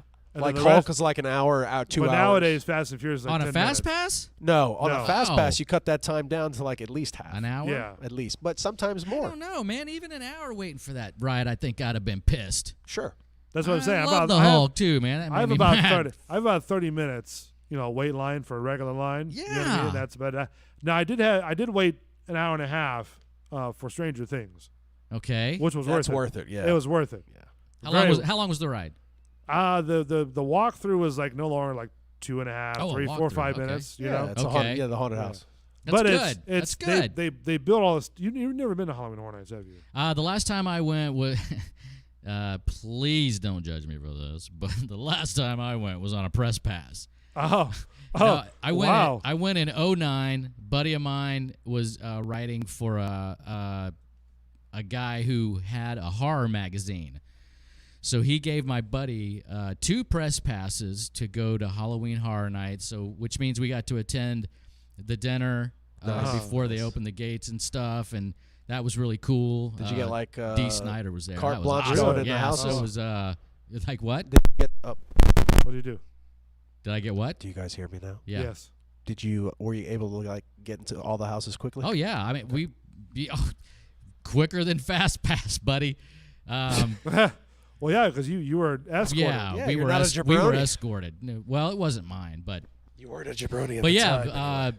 a couple of the horror masters were there. God, Tom Savini was there. That was Tom really Savini, yeah, wow. that was awesome, man. I talked to him for like 10 minutes, and about Dawn of the Dead. And he's like, oh, yeah, right. Man, he loves talking about himself. So, all you had to do was mention a movie, and he was off and running. But it was fun. Right. But, that made it fun to just get in and get out. Yeah. So that night, half hour probably would have been it, man. And we were walking by these lines, and they were fucking long. All of them. Yeah. You're waiting, bro. That If you don't have a zigzag fast line, pass. Dude, before I even got a fast pass, I used to wait in an hour and a half, 2 hours, almost 3 hour line. Yeah. Because I've done it, but you'd see like maybe a it third of angers what me. you can see, Right. Because you have to wait so long. Well, that's what I'm saying. Yeah. That's why I had to sort of And that. strategically plan all this, because you get to your main house first, right? Yes. And then you get to your second main house, and you plan out where you want to go. Right. And try to do the Bill and Ted show, which I'm glad they got rid of. That show was horrible. I don't know if you guys saw it or not. You know they're making a movie, right? Yeah, I know they're making another movie. Yeah. Poor Bill and Ted. Yeah. But I love anyways, Keanu, but God. Love Brendan Fraser. Come on. because that way people are going to rush to the most popular houses. Sure. You know what I mean? Right. And then you have to sort of like pick which ones you want to do, because you only have a certain amount of time. All right, so I have to ask: Yes. Are they taking things like Stranger Things, and are they making these into true haunted houses? Are you Yes. going in Was there an upside down? Yes. Cool. There was an upside Did you have down. to go through shit to get into the upside down? Yes. Nice. Wow. Yep. Like the lab, they rebuilt the lab. They rebuilt the whole hole in the lab. Okay. Nice. You know, Did had they have little the Russian like laboratorist up there? No, this is Switching the first buttons? and second season. Okay. They should have. Yeah. This is like the first or second season. Oh, okay. You know, that was last year. You know what I Okay. mean? They have a Demogorgon in there. You know, Nice. a full size Can one. you pet it? You can get close to it. Okay. Yeah. Well, it's actually kind of cool because they had a small one that you buy at like Hot Topic. Okay. Right? Like about this tall. Right. And they put 2 flashing lights behind him, and they put a white screen about 5 or 6 feet in front of him, right? So he looks 10 times taller than what he is. Wow. So when you People walk are to that shitting. house, Oh my God, it's a Demogorgon. and you hear the sound of a Demogorgon, right? Yeah. And you see the flash of the light, so it scares the crap out of people too. All right. You know, It's like a That's what's chainsaw been up your missing the ass past at few the end of years a, are haunted good, house. solid, scare you haunted houses. But And Killer you Clowns almost is going to have- be there too. Killer right? Clowns from Outer You Space are almost gonna have be to there. go to one of those haunted trails to really have the Ghostbusters are going to be out there. Would you Please, do one of God. those haunted trails by yourself deals? by myself. By yourself. They have those too, like at Busch Gardens, and I don't know if Universal, but I know Busch Gardens did it. By yourself. Okay, now you're talking about Busch Gardens. I was thinking about one of these haunted trails where you have to sign a release for them to be able to touch you. like it's No, just a haunted trail. no. No, I'm just talking about. No. Oh hell no. No, Wow. I can't have Not anybody at- touch not me at either. all. No. Somebody's Not at gonna all. get hit. No. Yeah, somebody's gonna get hit. Okay. That's Dude, gonna you happen. realize how I do agree. I'm sorry, Bull. I think that the chainsaws and heavy noise and jump out from a black screen behind or a good scene or a good evisceration scene is enough. I don't think I'd want to be. I don't think I would. I well, don't here's think the I'd want to thing. be touched. You know, I'm paying to go to an event. Let's just say like Halloween Horror Nights, right? Yes. For one, it doesn't really bother me. Like there's only been one time that it actually bothered me, right? Okay. And I don't know if you guys remember, but God, what is the band? Arms Wide Open. What is that band? Oh, Creed. Creed. With They- arms wide Yeah, open. they were filming. Awesome. They were filming on the New York, street right there. Right? Okay. Was it Under the Sunlight? It was the one with the lion. You remember the lion that was in the video, and they threw the Yes, the chair through the glass, right? Yes, I know Creed well. Well, the diner they use, that's actually a diner inside the studio, right? Are you being sarcastic? No, I had Okay. their fucking CDs and shit. Waiting for Alright. me to fall back asleep. So No, we're not talking basketball. So then, but they set up K rails, with a big green screen, so that way they can, make it look like an ocean. You know what I Right. mean? But anyways, a guy snuck up behind me with a can, like a tin can with some nuts and bolts, and scared the shit out of me. Just like nuts See, and that bolts, tin works. can, right? Yeah. So no. So I jumped about 5 feet in the air, to be honest with you, and that's the one time they actually got me. Okay. So, like, if somebody's posing that as a bush and you have no idea and they jump out, you're good? It doesn't bother me anymore. Okay. I scared the shit out of one of my buddies at one of these things one time. We were going on to ride at Busch Gardens during Halloween Horror Nights. Oh, I was good. So I skipped ahead, hid behind a trash can, and him and his wife were coming up. I said, "Roar!" He about pissed his pants. Oh, really? But she laughed her ass off. They do know how to get you at Busch Gardens. Yeah, in the bushes. They get me all the time. Dragging the shovel and that's Scary. Spooky. Yeah, it's Spooky. That's and what they it's do it supposed to be. behind you, so come on, they're getting the element of surprise on you.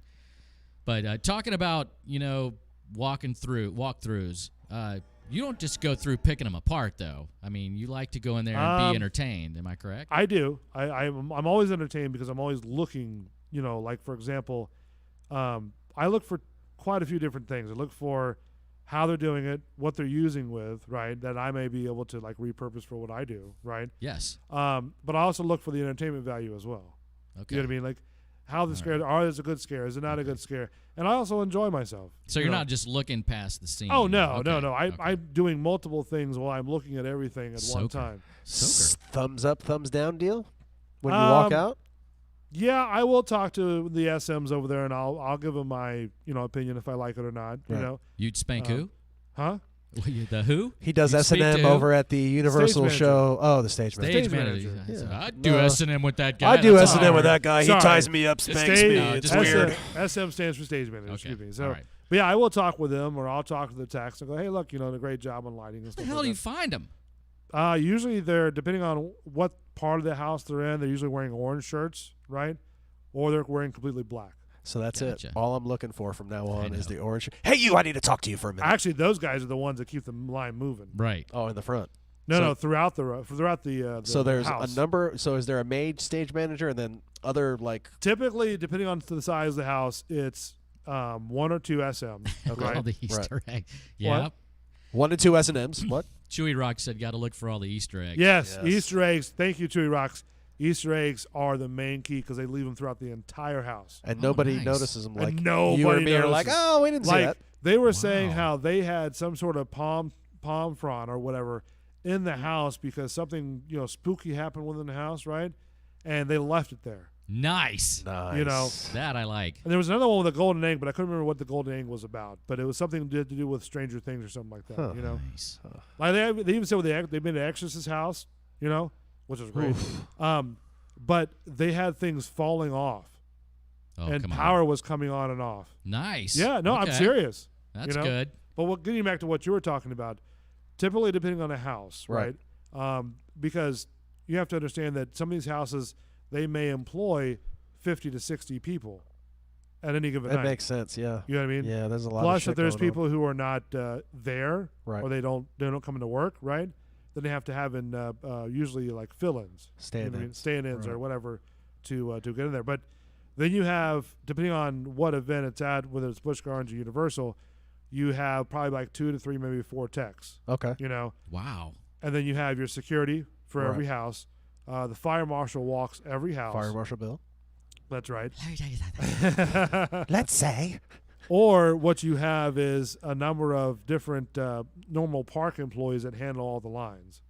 Okay. So which the- is usually separate departments. Right. So that like the Busch Gardens would say, this is my Joe Blow for the day, but the special units are handling. Oh Jesus! I keep hitting this. The special units handling the inside stuff. Yeah, because they're separate. Because that's entertainment and that's I think it's like park services. Gotcha. Okay. Gotcha. And that's Wow. with any park. You know what So I mean? it is a true production. Oh no, it is. Yeah. Like It's a full on. like It's you're full on, building for what's sure. called flats, which are just basically false walls, Yeah. right? And you're setting up lighting in different directions. You're setting up, scares, air compressors, pneumatics, all out. Like Universal makes their own stuff in house. They build all Nice. their own stuff. They have to. They do. They have Makes their sense. own. What's that? Makes sense. Yeah, like Busch Gardens pays a lot of companies to come in and actually do that for them. Oh, really? On some of them. On Okay. some of them. Now, a lot of it's Bad Busch Gardens. no, because a lot of it they have to store it. You know what I mean? So they may store a couple of houses in one place, or may leave it up for the season. Universal actually does store their stuff, but they actually rebuild a lot of it. You know what I mean? Yeah. But they have the room. Yes. Yeah, Well, they they have do. the Yeah, room. they do. They have the Jesus. facility. They have the workshops. The whole 9 yards. They could build a warehouse just to store this stuff. Sure. Oh yeah. Like they have the parade floats are housed in the very back over an overhang. Wow. And they're all blown up at all times, or No, these are the ones that get pulled behind a truck. Damn. so know, like the Christmas yeah. parades and shit. Where do they store that? So they store They them have all a storage blown up facility all day. No, not the balloons. Not the balloons. No, but the floats they do. They have them stored. they got some big balloons during that Christmas Oh, parade yes, they too. do. So You got some big balloons. When did they blow that shit up? Inside the studio. So The production day studio. of, so they'll get in there day of. Oh blow it yeah, up, like in the boom. morning they'll get up there and Every day. Yeah, every and day. then deflate it every Dude, night. you have Jesus. how much like what a couple It's not million? down there blowing on a little air hole at the bottom of that thing, man. Man, you got to have a lot of Then breath. to 6 blow or one of 7 those guys bitches jumping up. on top of it to get the air out of it at night. Chewy Rocks chimed in saying that was the Exorcist house. Oh, that is right. Where the Easter egg is? No. I mean, where the golden egg was? No. Stranger Things is where the Exorcist house was before. 10-4. That's what I think what the palm frond deal was. Okay. But no, that's the answer to your question. Usually, there's depending on the house and the size, two stage managers and about 4 techs. Not bad. No, but Not these bad. things are like, Universal has their own lighting department guy, director. They go from one guy to another guy to another to different departments, and they're all collaborating on to get this one thing done. You know what I mean? Yeah, that's It's crazy. a massive amount of power, energy, I bet. people, That electric bill sound. must be a bitch. No kidding. I mean, they're pulling in like they're doing. One studio had 2 houses in it last year. One studio had the Stranger Things house, which was formerly the Exorcist house. Right. Right. Then you have all the backstages, which house like the smaller, houses. You know what I mean? Right. Yeah.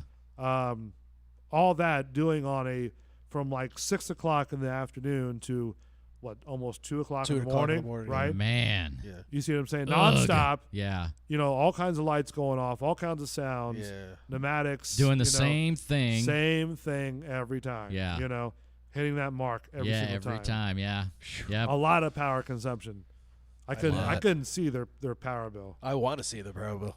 I mean, I probably just have a heart attack. $1 million. And if you times that, not just by a night, but you times that by a whole, Yeah, that's what I mean. They a month and run a half, that for a month and a half.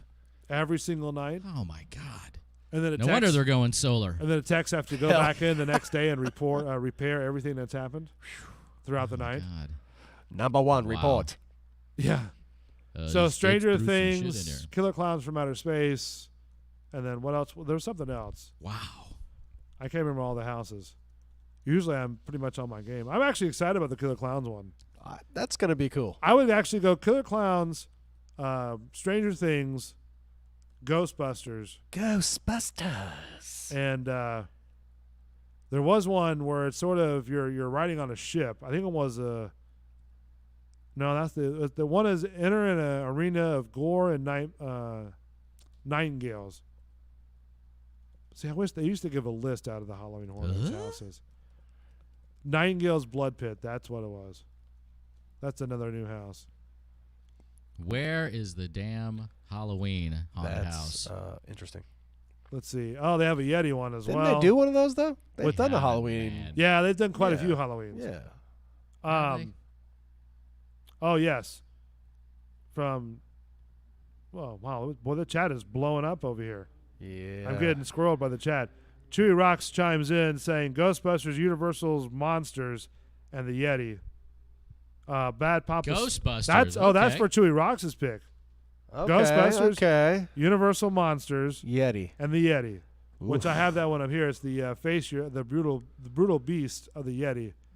Terror of the Yukon. We need proof, Chewy Rocks, that you've seen the Yeti. Bad Papa Smurf says Killer Clowns last year was a scare zone. What does that mean? That is a zone that you walk through that has different elements set up that are made to like scare you. Nice. Like the one I told you about with the Creed. Yes. Being filmed there. Yeah. The guy was walking around as part of the scare zone. Oh, okay. It's a certain amount on a road, pathway, or whatever, right? That you have, your cast from going from one side to another, right? I like those. And playing the role Yeah. as you're walking through. Yeah, see so you what can I'm get a saying? little something out of that. You can get scared walking through there. Yes. People do get scared They do. walking into the fucking park. Depths of fear. I knew one dude who took his kid there, and his kid didn't even make it in the entrance. Take me home. Whoa. Really? Yes. Sit outside, you little bastard. Daddy's going in. Sorry about your luck, kid. That's right. Let's see. One of them is Depths of Fear. Descend into terror in the depths of fear at Halloween Horror Nights. That's they're going to be a new house, I think. I see that there. Is that preying on your fears, like height and dude? Spiders There was a house I went through that it was called Pitch Black after the movie, right? Did you go to that one? That was dark as hell. Dude, Really? The whole thing was dark, right? And all you hear is audio. Vin Diesel playing. breathing. I am Groot. You know? Go to the next one. I Yeah, am Groot. Groot. It's Oscar worthy for him. Have a little branch going right across your face, you know? I am Groot. But no, it was called Pitch Black, and you had to feel your way through the house. Wow. Yeah. And That's a you little stepped creepy. on things, and it was Step pads. Yeah. They had step pads. Feels like mush. And then Universal Monsters is one of the newer houses. Yeah, I see that. Frankenstein, Dracula, Wolfman. Yes. That'll be cool. That's going to be good. If they do it right, that'll be good. We should do like a show, Halloween Horror Nights. Like us go experience Yeah. Halloween Horror Nights. We could try Like that. we all go as a big group. Yeah, that'd be cool. Try that. And just go on a night and In just sort October. of. Yeah. Yeah. We we have just, to and follow we could Bull's film lead it. here and figure out where the cheap shit is, right? Yeah, we could film it. Get you a know? plan. Hell yeah. They got 3 houses that they haven't even announced yet. Yeah. Oh yeah. There's a Yeah. lot. Oh, okay. And Ghostbusters. Ghostbusters is going to be one of those Ghostbusters as well. is there, yep. I'm Killer excited. Clowns. I'm excited about that You one. are. They have to have Stay Puft. They have to have Stay the Puft's a staple. Yeah. It's the Stay Puft Marshmallow Man. the Best scene of the movie. gargoyles. Oh, yeah. You know. I am the Keymaster. So will you guys be pissed if it's the chicks version What you mean? What do you mean? of Ghostbusters? I was all right with that. I mean, No, there I mean was if, some comic relief. This, I only watched it for 10 minutes. No, this is going to be step right into the original Ghostbusters. did you film. walk out of the theater? No, I didn't even go to the theater. Oh, you Okay, watched it all at right. home and said, No, shut I this watched shit it on, off? I watched it on Put it on TBS. TV and said, PBS? I'm out. TBS. Oh, so you didn't even make it through the come watered down version. No. on. Jesus. Bull No, out. That was a disgrace to go. And everybody that's a Whoa, whoa, Ghostbusters whoa. fan will tell you. Okay. That's a disgrace to All right. Ghostbusters. Okay. Not because No. they're chicks. I don't Well- care if they're chicks. I'm saying because of the fact that the way they filmed it I'm saying because Thor was in it. was Acting horrible. like an idiot. Yeah, Thor was. Come on. The secretary or whatever you want to call her. Janine. Yes, in the first one, she was more authoritative and shit. What do you want? Ghostbusters, what do you want? Yeah. Yeah. And no, But but this now one's with- based off the original. Now Thor playing the Janine part. Yeah, You that know, was was this that sort was- that was lame. Yeah. Do you know Janine changed her entire wardrobe in the second one? I didn't notice that. You didn't notice that, really? I'll have to go back and watch. Wow. She looks like a regular office person, and then the Yeah, second but one she gets has into like Rick this 80s. Moranis in the second Oh one, yeah, right? she does. Yeah, heavily. Yeah, Yeah, there's she some was. fighting going on. She was ready to go. Potts, Yeah. I think her name was. Too bad that what's his name died. Egon. Yeah, that's sad. Yeah, Because he was the brains. he was. He wrote all of them. Yeah, he did. Because I think the rest of I them are think still him alive. and Bill Murray were like fighting too around Were that they? time. Yeah, I think there was a feud or some shit. I want to look that up because I think and then in the Oscars when he announced something, he like made a shout out to him. Oh really? Yeah. Now Killer Clowns is actually pretty neat because I did the walkthrough, right, which is phenomenal. They had like the actual masks from the Killer Clowns. I was going to say, how close did they come to the They movie? got the molds. Wow. They got the molds. Wow. Yeah, they Can't got- beat that. That's awesome. Now this is the trailer for Killer Clowns. There's a reason why people Oh, I hear the music. are afraid. Now you see a straw coming through, or a liquid coming through a straw of clowns with a K. And it's a killer clown drinking said liquid. All new haunted house from Universal Studios, Killer Clowns from Outer Space. See? Squeaky, You're right. squeaky. The fans of that movie are gonna love I'm a big that- fan. I have it that on run. DVD. Wow. I love that movie. It's hilarious. It is. It is. Pew pew pew. And they have the cotton candy guns with the cotton candy, though they wrap you up in cotton They candy. wrap you up in cotton candy. Yeah. And then they eat you later. So They- you yeah. can't eat your way out of this? No. Once they get you with the cotton candy gun, you're done. What? Once you're in the cotton candy hold, You're tapping done, out. Bro. It's You're like a tapping spider. out. It's like a spider's web with sugar. That cracks me up. So yeah, I would go Killer Clowns, Stranger Things, and Ghostbusters. That's what I would go first. Wow. So you said what would you say, Len? I'd go Stranger Things first because I love that show, but I'd probably hit Killer Clown probably the same order. Okay. But I want to also see the Universal Monsters, so I might. Throw Yeah, that Universe second. might be Yeah. my fourth. Yeah, I might throw that one second You because know. that one's classic. But I hope they get it right. I hope so too. They have to, man. Because there was one year when they combined Universal with Islands for Halloween Horror Nights, right? Yeah. And that was the year that Jurassic Park was really big. Really right? big, yeah. Like huge, okay? So they made like these this huge scare zone between two parks, and basically they had half man, half raptor type dinosaur outfits, right? Very cool. That's No, nice. it was horrible. Oh, okay. Because I thought they would They make look that like work. the- being the Universal latex Studios. No, the latex was coming off. Did they look like the dudes from Land of the Lost? Yes. Yes. Not the movie, the TV show. No, the movie too. No, the movie. wow. Yeah, because the latex was like curling up like this, you know. Oh, man. And you could see them moving, you know, and stuff. And it was just That's it was terrible. horrible, you know. And But not really their fault either, you know. why wouldn't it be their fault? I know. It's their design. Well, it is. Well, not the. I mean, the guy wearing it. No, the people who made the right. mask, That's not good. especially for Universal. Yeah, Yeah, Universal that's what should I have more was quality. Yeah. Universal's for Better. the higher standard. The best. You know, I can't say that all their houses were great. You know, at one point or time or another, because some were like, "Oh, it looks great on the screen." When you get to it, it's like, ugh, you know. Because you're looking up close and like, how's this working? Well, I'm still enjoying the event. You I are, mean- but I mean, you're like enjoying it thoroughly. Well, yeah, because I mean, it's, Well, then maybe you can help me out with some of these things. okay. What is the what's the Arena of Gore with nightingales? I haven't looked in that one yet. Okay. That- The Terror and Depths of Fear, is that just That looks like it's going to be a scare zone. okay? No, well, it might be a house. I'm interested in the Yeti thing. There's no video on it. That's I the think it's going to problem. be a house bowl because it looks like a mining corp built in installation in deep waters. Sony Pictures Maybe it could be, Ghostbusters though. is coming to Tree Haunted Rocks House. chimes in. It's an Edgar Allan Poe house. Oh, Tree Rock said Edgar Allan Poe house was awesome. Edgar Allan Poe. The real house? Because that No, would scare the I piss know, out of me. I know what Tree Rocks is talking about.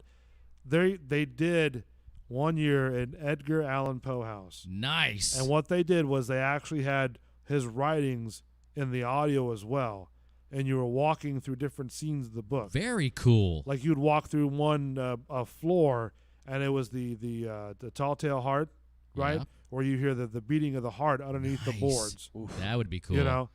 Okay, that's creepy. I forgot almost about that one, but thank you, Chewy Wow. Rocks. Thanks, Chewy Rocks. But I want to say that is going to be a haunted house, the Nightingales. Let's see. Did you see the story on it? I didn't. No, I didn't either. It says as the blood soaks into the earth, the Nightingales feed of the dead and crying. Nice. The Nightingales are a grisly race of creatures that have been here since the dawn of time. No, I wouldn't know about that. Yeah, I mean, some of the concepts are great, but some of the concepts are sort of like, you know what I mean?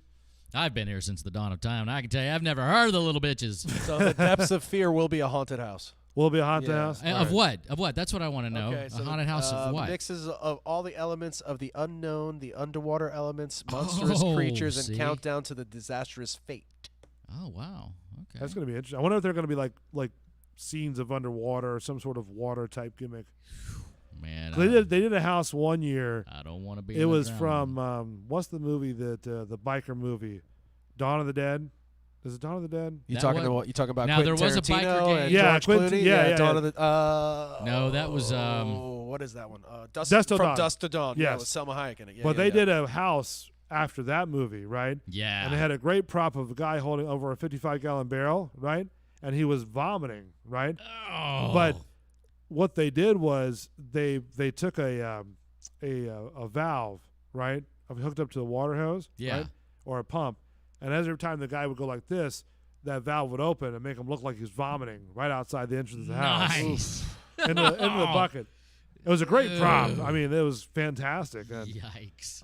1 year they had a Christmas house where all the reindeers took over Santa's, workshop. Interesting. And all the elves went crazy and started killing, Get some impaled elves on yeah. some horns and stuff. That'd be So, pretty like cool. I said, a lot of this stuff works. A lot of this stuff are kind of like, you know what I mean? So you have to get them in a year that they're actually, really doing good. I think the Stranger Things series and franchise is doing well for Netflix, right? Sure. Yeah, doing real well. But also adding that haunted house to that is actually going to be really well as well. Yeah, it adds notoriety to the show for sure. Then Killer Clowns is again a That's cult all favorite. you, buddy. You've never seen Killer Clowns? I haven't.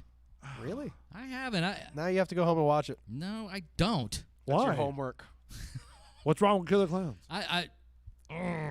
What's wrong with? I don't know because I haven't seen it, but some B movie genres I can do, some B movie genres I cannot do, and like I said, I mentioned. Did you find that Attack of the Killer Donuts I told you about the other day? No, but I know what you're talking about. It was on the day after we talked about it. I was flipping through cable, and there it was. I was like, oh, damn it, I hope Bull's watching this. So you'd watch the Attack of the Killer Donuts, but you won't just watch Killer Clowns from Outer Space for shits and giggles? That's me. I won't watch. No, I did. So what's the difference between the two I didn't movies? watch it. Oh, you didn't watch it? Oh, okay. I didn't watch Killer Tomatoes.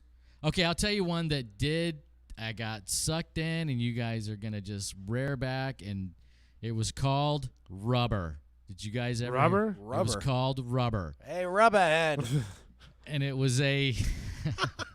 I'm almost Rubber? scared to say this out loud. No, nothing fallacious. It was a radial tire rolling through the streets, killing people. Yes. And I got sucked into Wow. You know what? It's a 2010 drama fantasy. What's that? Rubber. Did you find it? Rubber. An hour and 25 minutes, my friend. I'll never get that time back. 68% Rotten Tomatoes rating. Really? Yep. Wow, over 50%. Okay, so let me ask you Made in this. France, by the Yet way. I won't do the Killer Clowns and Tomatoes and Donuts, man. But you watch a tire roll. But I through watched town. Yeah, it so to how see do if you you have how do you watch the Attack of the Killer Tire, right? But you won't watch Killer Clowns from Outer Space. What is the difference between that two? I don't know. I'm starting to get sucked into my own hypocrisy here, and I feel like I'm gonna have to go check out. Because I just viewed the trailer for the Attack of the Killer Donuts. Oh, did you? Yes, and while we were talking, It's and very cartoonish. well, I don't know On about their close-ups. It's almost like Jim Henson Puppet Master type thing. Oh yeah. You know. Yes. This is the trailer right here. Don't worry. This won't hurt a bit. This is where a guy sticks some sort of liquid into a fryer, and the guy kicks it. And they all have teeth, and they're all attacking the people. That's right, buddy. I see what I think I'm seeing. The donuts are alive and mutated. They're alive! Alive! Let's call the police. That's why.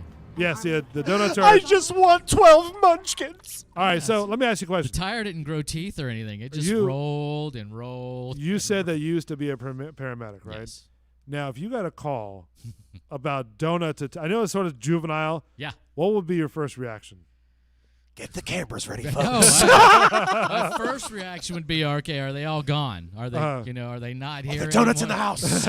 Are there any donuts in the house? Do you have any milk? Step on 'em. Oh, look, a jelly donut. That would be right off the patient. I would freak out. I really would. Wouldn't you? Would you treat the patient? Hey, you have to. No, seriously. In all reality, would you treat if that happened? What happened, buddy? Would you treat I the got patient? bit by a donut. Yeah. Oh, okay, let me put it like this: if you saw the donut actually like gnawing on the guy, right? Yeah. I can't believe we're going through No, we're doing this. Let's go. If you see a glazed donut, right, and he's eating this dude, These aren't what do you do? glazed. They have icing. Would on you them. actually Doesn't treat the glazed- patient? Oh, so they're like an icing with sprinkles? Does it Icing matter is what different flavor than it is? glazed.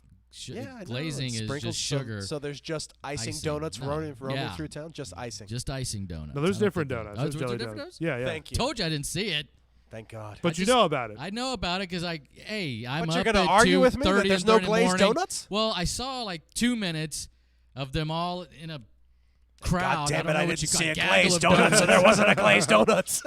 So, what were we talking about? Jeez, you got me wandered off on what kind of donuts they Linz were. has But yes, flushed I your would Christian treat once the again. patient. What? I would treat the patient. You Of would course treat I the would. patient. And if Would he you was eat the donut? gnawing on him, he's a fucking donut. I'm hoping that I can just grab him from behind, throw him on the ground, and step on him with those big boots we wore. So, Right. you know, I'm hoping I can overcome. How the would you donut. write that in your report? As it happened. I walked in, I grabbed the jelly donut. First and line, very first line, patient states, I was bitten by a donut. Patient. And your boss is going to go, oh, come here, you got to tell me about this one. Patient had open serrated bite wounds to lower ankle, right and bilaterally. He couldn't walk. And meanwhile, you're reporting it on the radio, right? And the people Gotta in the do it to hospital are trying to watch the Donut Killer Donuts Yes. movie, trying to figure out what the fuck did we do, you know? Rampart, this is Squad 51. We have a donut attack coming in. The donuts are real. That's right. They're real. And they're watching the movie. Why do they sound like toddlers or babies? You just lost it, didn't you? Oh my God! I'm gonna have to go home and watch at least one of these now. I'll have to watch Killer Clowns. Donuts. Killer Clowns. Of course you're gonna go against what we ask you to do. No. Killer Clowns, because my buddy has gotten every actor from that movie to sign his poster. Well, that's incentive enough. Come on. So, I'll go with that one. I'll The buddy trust likes- him before I trust you two guys. The buddy likes the movie, yes? Yeah, he Okay, does. Ding, ding, He man. does. So why wouldn't you trust us then? Of course I would. I trust you guys with Lynn's life. All right, so what we can do is I can actually bring my projector, right? Oh, no. And then we can project it on the wall. We can Mystery Science Theater. And we that could. bitch. And then do it like, we're commentating on the movie. We could do that. And watch as a show and watch those Killer Clowns because we got the space. I hate to ask this, but am I going to lose anything by y'all's commentary behind that? Why would you lose anything? That's what I just want. No, you have to I watch want to the stay movie in plot. before. I want to keep the intent. I want to know why Bull loves this movie. Because it's all the original, like the props are they're not like CGI'd. They're Okay. the comic value and They're how not CGI'd, right? Yeah. the comic value of how they do this movie is great. That's what I'm talking about. Okay. The entertainment of it. The comic of it. There's no words from the clowns. They're just walking around doing The whole like- movie. The whole movie. There's no words. They're just walking around, just sort of See, I like. didn't know that. Yeah. Okay. Classic movie. Classic movie. Classic horror movie. You'll be like, why the fuck did I watch this movie? But Yeah. Probably. I mean, That's if all right. am you I watched a tire roll around town. that is true. You did watch what? Watch the clowns. What my was the friend. other one like that? That was a Stephen King book, where the comet like circles the earth or something like that, and what's his name? The guy from the Mighty Ducks plays in it as well, and all the machines start taking over. Oh, it's what the fuck? I know what you're talking about. The Green Goblin's on the one. What is it called? Maximum Overdrive. Yes. Maximum Overdrive. Maximum Overdrive. But no, that's one of those movies that also is a good movie, but it's sort of cheesy too. You know what I mean? Yeah. You ever seen that one? Yeah. Okay, so you know what I'm talking about. Yeah. I like the lawnmower kicking itself on and chasing some guy down in his yard. With the steamroller or the Yeah, lawnmower? the lawnmower. I tried to find that scene. I couldn't find that. Really? Yeah, I couldn't find. They cut it? I don't know. I couldn't find it on YouTube. Did you see that movie, Lynn? The lawnmower scene where the lawnmower kicks on. Maximum Overdrive? Yeah. Yeah. The There's dude a gets run lawnmower over. scene. Yeah, Yeah, I yeah. thought Somebody I gets know run they do, over. but I Yeah. couldn't find that scene. Yeah, I don't think they show the whole thing, but they show the beginning of it. They do show the guy Yeah, getting hit by the soda cans. Yeah. But that's okay. Yeah. But they won't show a guy who gets run over Ridiculous. by a lawnmower. Or actually, they'll do a Ridiculous. steamroller too. Yeah. I'm a steamroller. Steamroller is actually shown on YouTube, where a kid actually gets run over by a steamroller. I mean, it's a mannequin, but I mean, still. It's a That's when child movies mannequin. Listen, that's when movies were great, especially when it was horror fake movies. shit, like the movie Mannequin. No. I'm talking about just horror movies in general. Never saw it. That's I never saw it either. Liars, both of you. Don't lie to me. That's really what horror movies were actually better than what they are now, is because how they did all their stuff, the props. Yes. You know, I agree with that. It's classic that way. That is true. You can't remake it like But Freddy with Robert England. Yeah. You can't remake that. You can't have cannot. another Freddy. They No. tried. They Did you tried, see but it? they failed. I didn't. I couldn't make it through it. I saw it. I actually watched it. The one movie I didn't even see until later on was Waterworld. Oh, we talked about that. Did we? Yeah, I got chastised for liking that movie. For liking that movie. We I won't talk like about it again. I like that movie. Then you like the Hollywood version of Universal. They have the show. Really? Yeah, the Waterworld show. Yeah, I'll check that out. You know, that might be That's worth where I'll be checking out. when you guys are in the haunted house. The Waterworld not show. going to Do you not California. like haunted houses though? I do. I love haunted Yeah. houses. Oh, okay. I'm saying that over the years they there's not really been a lot of scary like horror genre haunted houses out you there. wanna That's piss your why they pants, came up right. with these haunted trails and stuff. What'd you say? You want to piss your pants in a haunted house? Yeah, Yeah. close. Yeah. I do. You go to a haunted house to be scared. You Right. don't go to be Laughing at shit. Yeah. Yeah, I get you. I mean, you can laugh at it. I'm sure this clown rock house that's going to be there. The is- clowns, rock The the Killer house. Clowns from Outer Space. that one, Remix. the Killer Clowns from Outer Space. I'm sure that house is going to be scary because it was a scary movie, and they don't. Wasn't really scary though. It was more. Don't like, talk me out of it, bull. All right, my bad. Jesus. Give me back my son. I don't know. I think it'll be a good house. I'm excited about it. Cool. I'm good with that. So the guy from the Bucks Podcasting, which is another channel that I spoke to earlier, right? He wants to call in. Stank bastard? Was that his name? I Was that think his his official name's name? Stank Bastard. I don't know. I can't remember what his official name was. We haven't talked about it in a while. We haven't talked in about 15 minutes. I forgot your name. Let me see if I can get him on the phone here. Let's talk. It's dialing right now. Oh, yeah, that works. Look at that. Whoa. We have phone. We have liftoff, folks. The We're one hamsters step are moving. closer to all of you calling us. So what do we say? I mean, how do we? We say hello.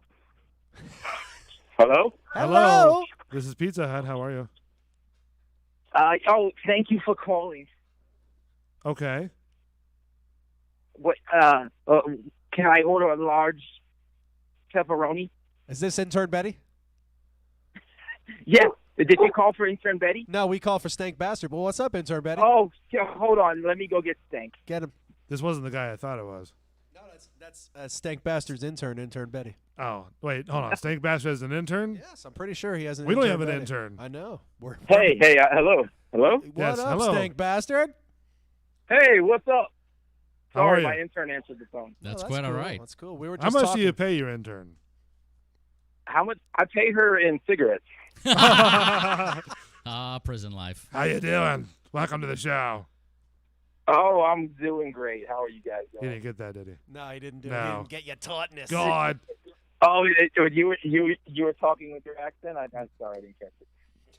Jeez. Guy's got works. All right, so what's up? You tell me. What are you guys up to? You been in any training camp yet? I just got back from training camp, actually. How they looking? I mean, it's they just put pads on today, Okay. so you got to see some hitting out there for the first time since in the Bruce Arians era. But still kind of early. There's only been 3 practices. I'd say Jameis has looked okay. How about the offensive line? It's been offensive. Oh, that's not good. See? No. I think that's our weakness, especially on the right side of the line. And today, now that they have pads on, you could tell they were struggling to give Jameis and the other quarterback time to throw the ball. But that's how it usually goes early in any kind of training camp. The defense is always ahead of the offense. It takes the offense a lot longer to get prepared. They have a lot more to remember. And defense is just kind of attack and react. Did they let Jameis cut loose with a couple of footballs today? And if so, Yeah. How did? Yeah, is he getting it out of his hand a little bit quicker? I don't know. I don't know that that's really his issue. I think deep ball accuracy has been his issue. He's got I a think pretty that's always been his decent issue. release. I mean, I wouldn't say he has the quickest release, but I think ultimately what concerns most Bucs fans is, can he throw the ball accurately? Is he going to make smart decisions with the football and not turn the ball over? Those are the things he hasn't shown that the ability to get out of his game. I mean, we all know he can throw for a lot of yards, and he's pretty good at ad-libbing and running around and making big plays. But you got to take away the turnovers. You got to eliminate the turnovers, and so that's what they're obviously trying to get out. Coach out of him. I agree. You think Arians holding him more accountable will make him move along a little fucking faster? Yeah. I don't know that Dirk didn't try to hold him accountable. I mean, Dirk benched him last year. That's true. And was tried to ride the Fitzmagic train, into saving his job, which ultimately didn't work out. And then Jameis got his job back towards the end of the year and looked good. I thought he looked much better than he had looked, obviously, before he got benched. But, Bruce Bruce has a pedigree. If any coach can coach that crap out of Jameis, it's going to be Bruce. Oh, I'm excited. Coach. I'm excited about Yeah. Bruce. Yeah. Hey, Coach Peyton Manning, Ben Roethlisberger, Oh, yeah. Andrew Luck.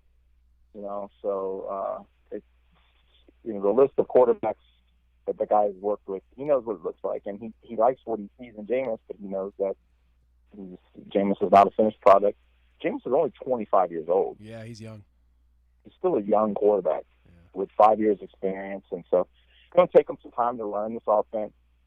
And we haven't given him a whole lot of help. We haven't had a run game since he's been here. I think his first year was our best year running the ball in quite a while, but since then we haven't been able to run the ball. Right. The defense can't stop anybody, so the pressure is always on for him to go out and score. And if they, and it seemed like we were always playing from behind. So exactly. If we change all those things, I think we have a better chance of having some success with him. And he's in a contract year, so yeah, playing from behind always tires out your defense too. So yeah, yeah, you have a 3 and out, and the defense is right back on the field. Right. It's not good Exactly. for either side. So you got to have all phases, punching in the same direction, working in the same direction to have success.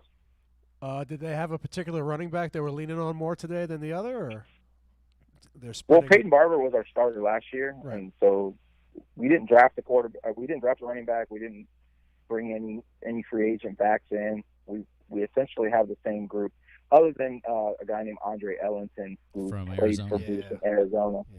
Yeah.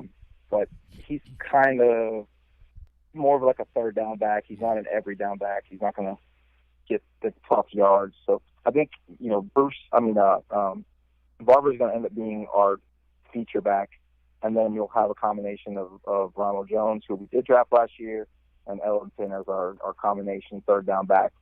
Gotcha. I think they would love for Ronald Jones to be the guy, but he looked suspect last year. But the offensive line did do a good job of blocking for him either. So we'll have to see. Yeah, when you're that small, coaching. it's easy to find a hole too, if you get good eyes. And they kept the offensive line intact as well. They didn't draft any offensive linemen. They had, they brought in a few free agent guys, but no big names. So we're essentially going to have the same group of offensive linemen we had back again this year. So we'll see how much coaching makes a difference, because there hasn't been a whole lot of turnover. We've gotten rid of guys on offense. We got rid of Deshaun Jackson. Yeah. Adam Humphries went to Tennessee. And so we signed some, subpar type free agents, a guy named Brashad Perriman, who was a high draft pick but really hasn't been great in the league. And then we drafted a 6th-round receiver. So I don't think scoring points is going to be necessarily our struggle. I think ultimately the defense plays better and we turn the ball over less and we make some fucking kicks. Yeah. Then it's going to win us some games. That's obviously the other area. That's the third phase of football. Special teams. Special teams, baby. Yeah. Yes, sir. We drafted the kicker again. And then, that kicker we had at the end of last year, Tyler Santos, didn't have a bad season necessarily. So it's possible he ends up being our kicker again. Who knows? We'll have to see how it goes. There's kicking competition in camp, and I think that's exactly what's needed this season. Yeah, I like somebody the needs to rookie earn kicker. that job. He's a fat kicker, and I've always wanted to have a fat kicker. Yeah, so Like I'm rooting for him. Janikowski-ish. Yeah, he's fat like Janikowski. Nice. Kick that ball, you fat bastard. Kick it, fatty, kick it. Nice. So what are you guys talking about? What's up? We've been talking a bunch Disney of and Halloween Horror Nights, Haunted Universal. houses. It's been a very heavy Oh, Universal haunted Haunted houses. Houses episode. This is your season coming up. Well, that is true. The Halloween season is very keen. Like most people, like Christmas. Love Halloween. I like Halloween. I love I'm with you. Halloween is my favorite. So 'cause I like. Intern Betty, that's going to be your name, right?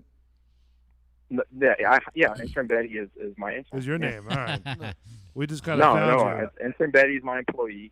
Yeah, this is Steak Bastard we're talking to. She went to camp with me, which is why she was right here. Oh, okay. Cool. That's cool. Yeah. I thought Damn, when she even works weekends. Well, no, I thought when we interviewed this person, it was going to be Intern Betty. But, I mean, I have to give you her number. No, I don't want a number, but I'm just saying. Oh. He wants it on the down low, Steak. No, I want to know. No, I want to know. what is your You wanna know if official she's single? name? No, I want to know what He wants is- to know if she's single and God she damn it, wants to shut up. mingle. Hi, what's your sign? I'm 25. Well, I'm pretty. intern Betty. Wow. No, I wanted to know who we were talking to so I can officially put it up there, because, when we talked about it, I thought that was You're talking to Stank Bastard. Gotcha, man. All right, you don't have to take so offense to it. Just a question, dude. Jesus Christ. I don't even know if I spelled it right. Hey, you guys were talking about Disney earlier. I Yes. saw the new Lion King last night. How'd you like it? It was okay. I just don't think it was necessary. Thank Just like I didn't What do think you mean Aladdin not? was necessary. They're making money, bro. That's all it's about. It's unnecessary. Why? I know why they're doing it. They're making it to refresh the franchise and make money.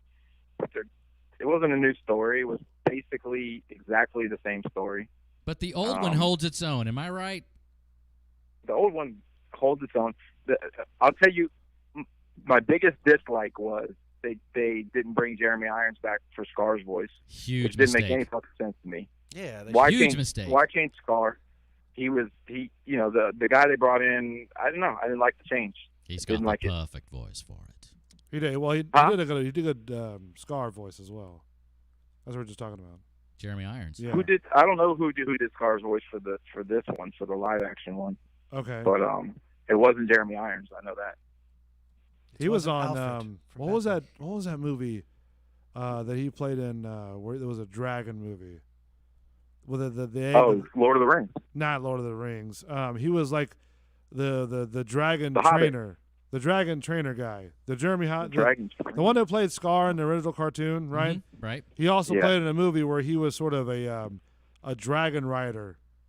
A dragon trainer or a rider. You know what I'm talking about? And the do. kid I'm had to trying to find think. an egg or found an egg to help, fight off this evil guy. You don't remember what it's called? I don't. No. Oh man, it was a I don't know if it Aragon. went to Aragon, that's Aragon, what it was. 2006. Thank you. Aragon. He Welcome. played I think I saw that completely forgettable movie. Oh, this guy. Wasn't that bad.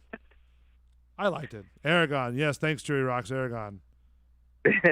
It wasn't good enough for you to even remember what the name of the movie was. Oh, that movie was good. What was it? What was it called? It was good. What do you think about Mary Poppins? I haven't seen the new Mary Poppins. Okay. I haven't seen the old Mary Poppins. Really? Yeah. Oh. Get out of here. What's wrong? Musical? I will or- not. I got to work tonight. Huh? Because it's a musical? No. I just didn't.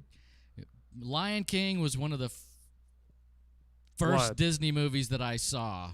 In the 90s, huh? You waited that long?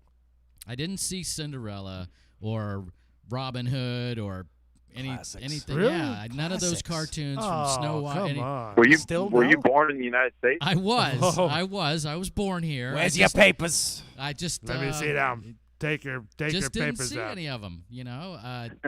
First of all, those are all. I guess what? I'm gonna be. All what? I'm gonna. Go ahead, say Classics. it. These are all chick flicks, man. Cinderella. Kiss Now, hold my on. How ass. Yeah. how are these like chick Hey, flicks when you grow up on them? Did you know as a that there were kid? 7 dwarfs in Snow White? That's So 7. what? That's What do you mean? It's still called Every Snow little White. every little cocks. boy watches Snow White when he's a kid. Yeah, man. Yeah. Really? Yes. Yeah. I had older don't- Nah, sisters. That's why I got. Bullshit. You would have See watched it if there? you were by yourself. That's Come on. why he had older sisters. He watched it, though. And they sat on his head and said, "Oh, you're gonna I watch bet you this." they did. He probably said, "What you watching?" and sat down. But yeah, I just. This I man just, says I'm a man. I don't do that. Yeah, I just didn't see. I do those. manly things.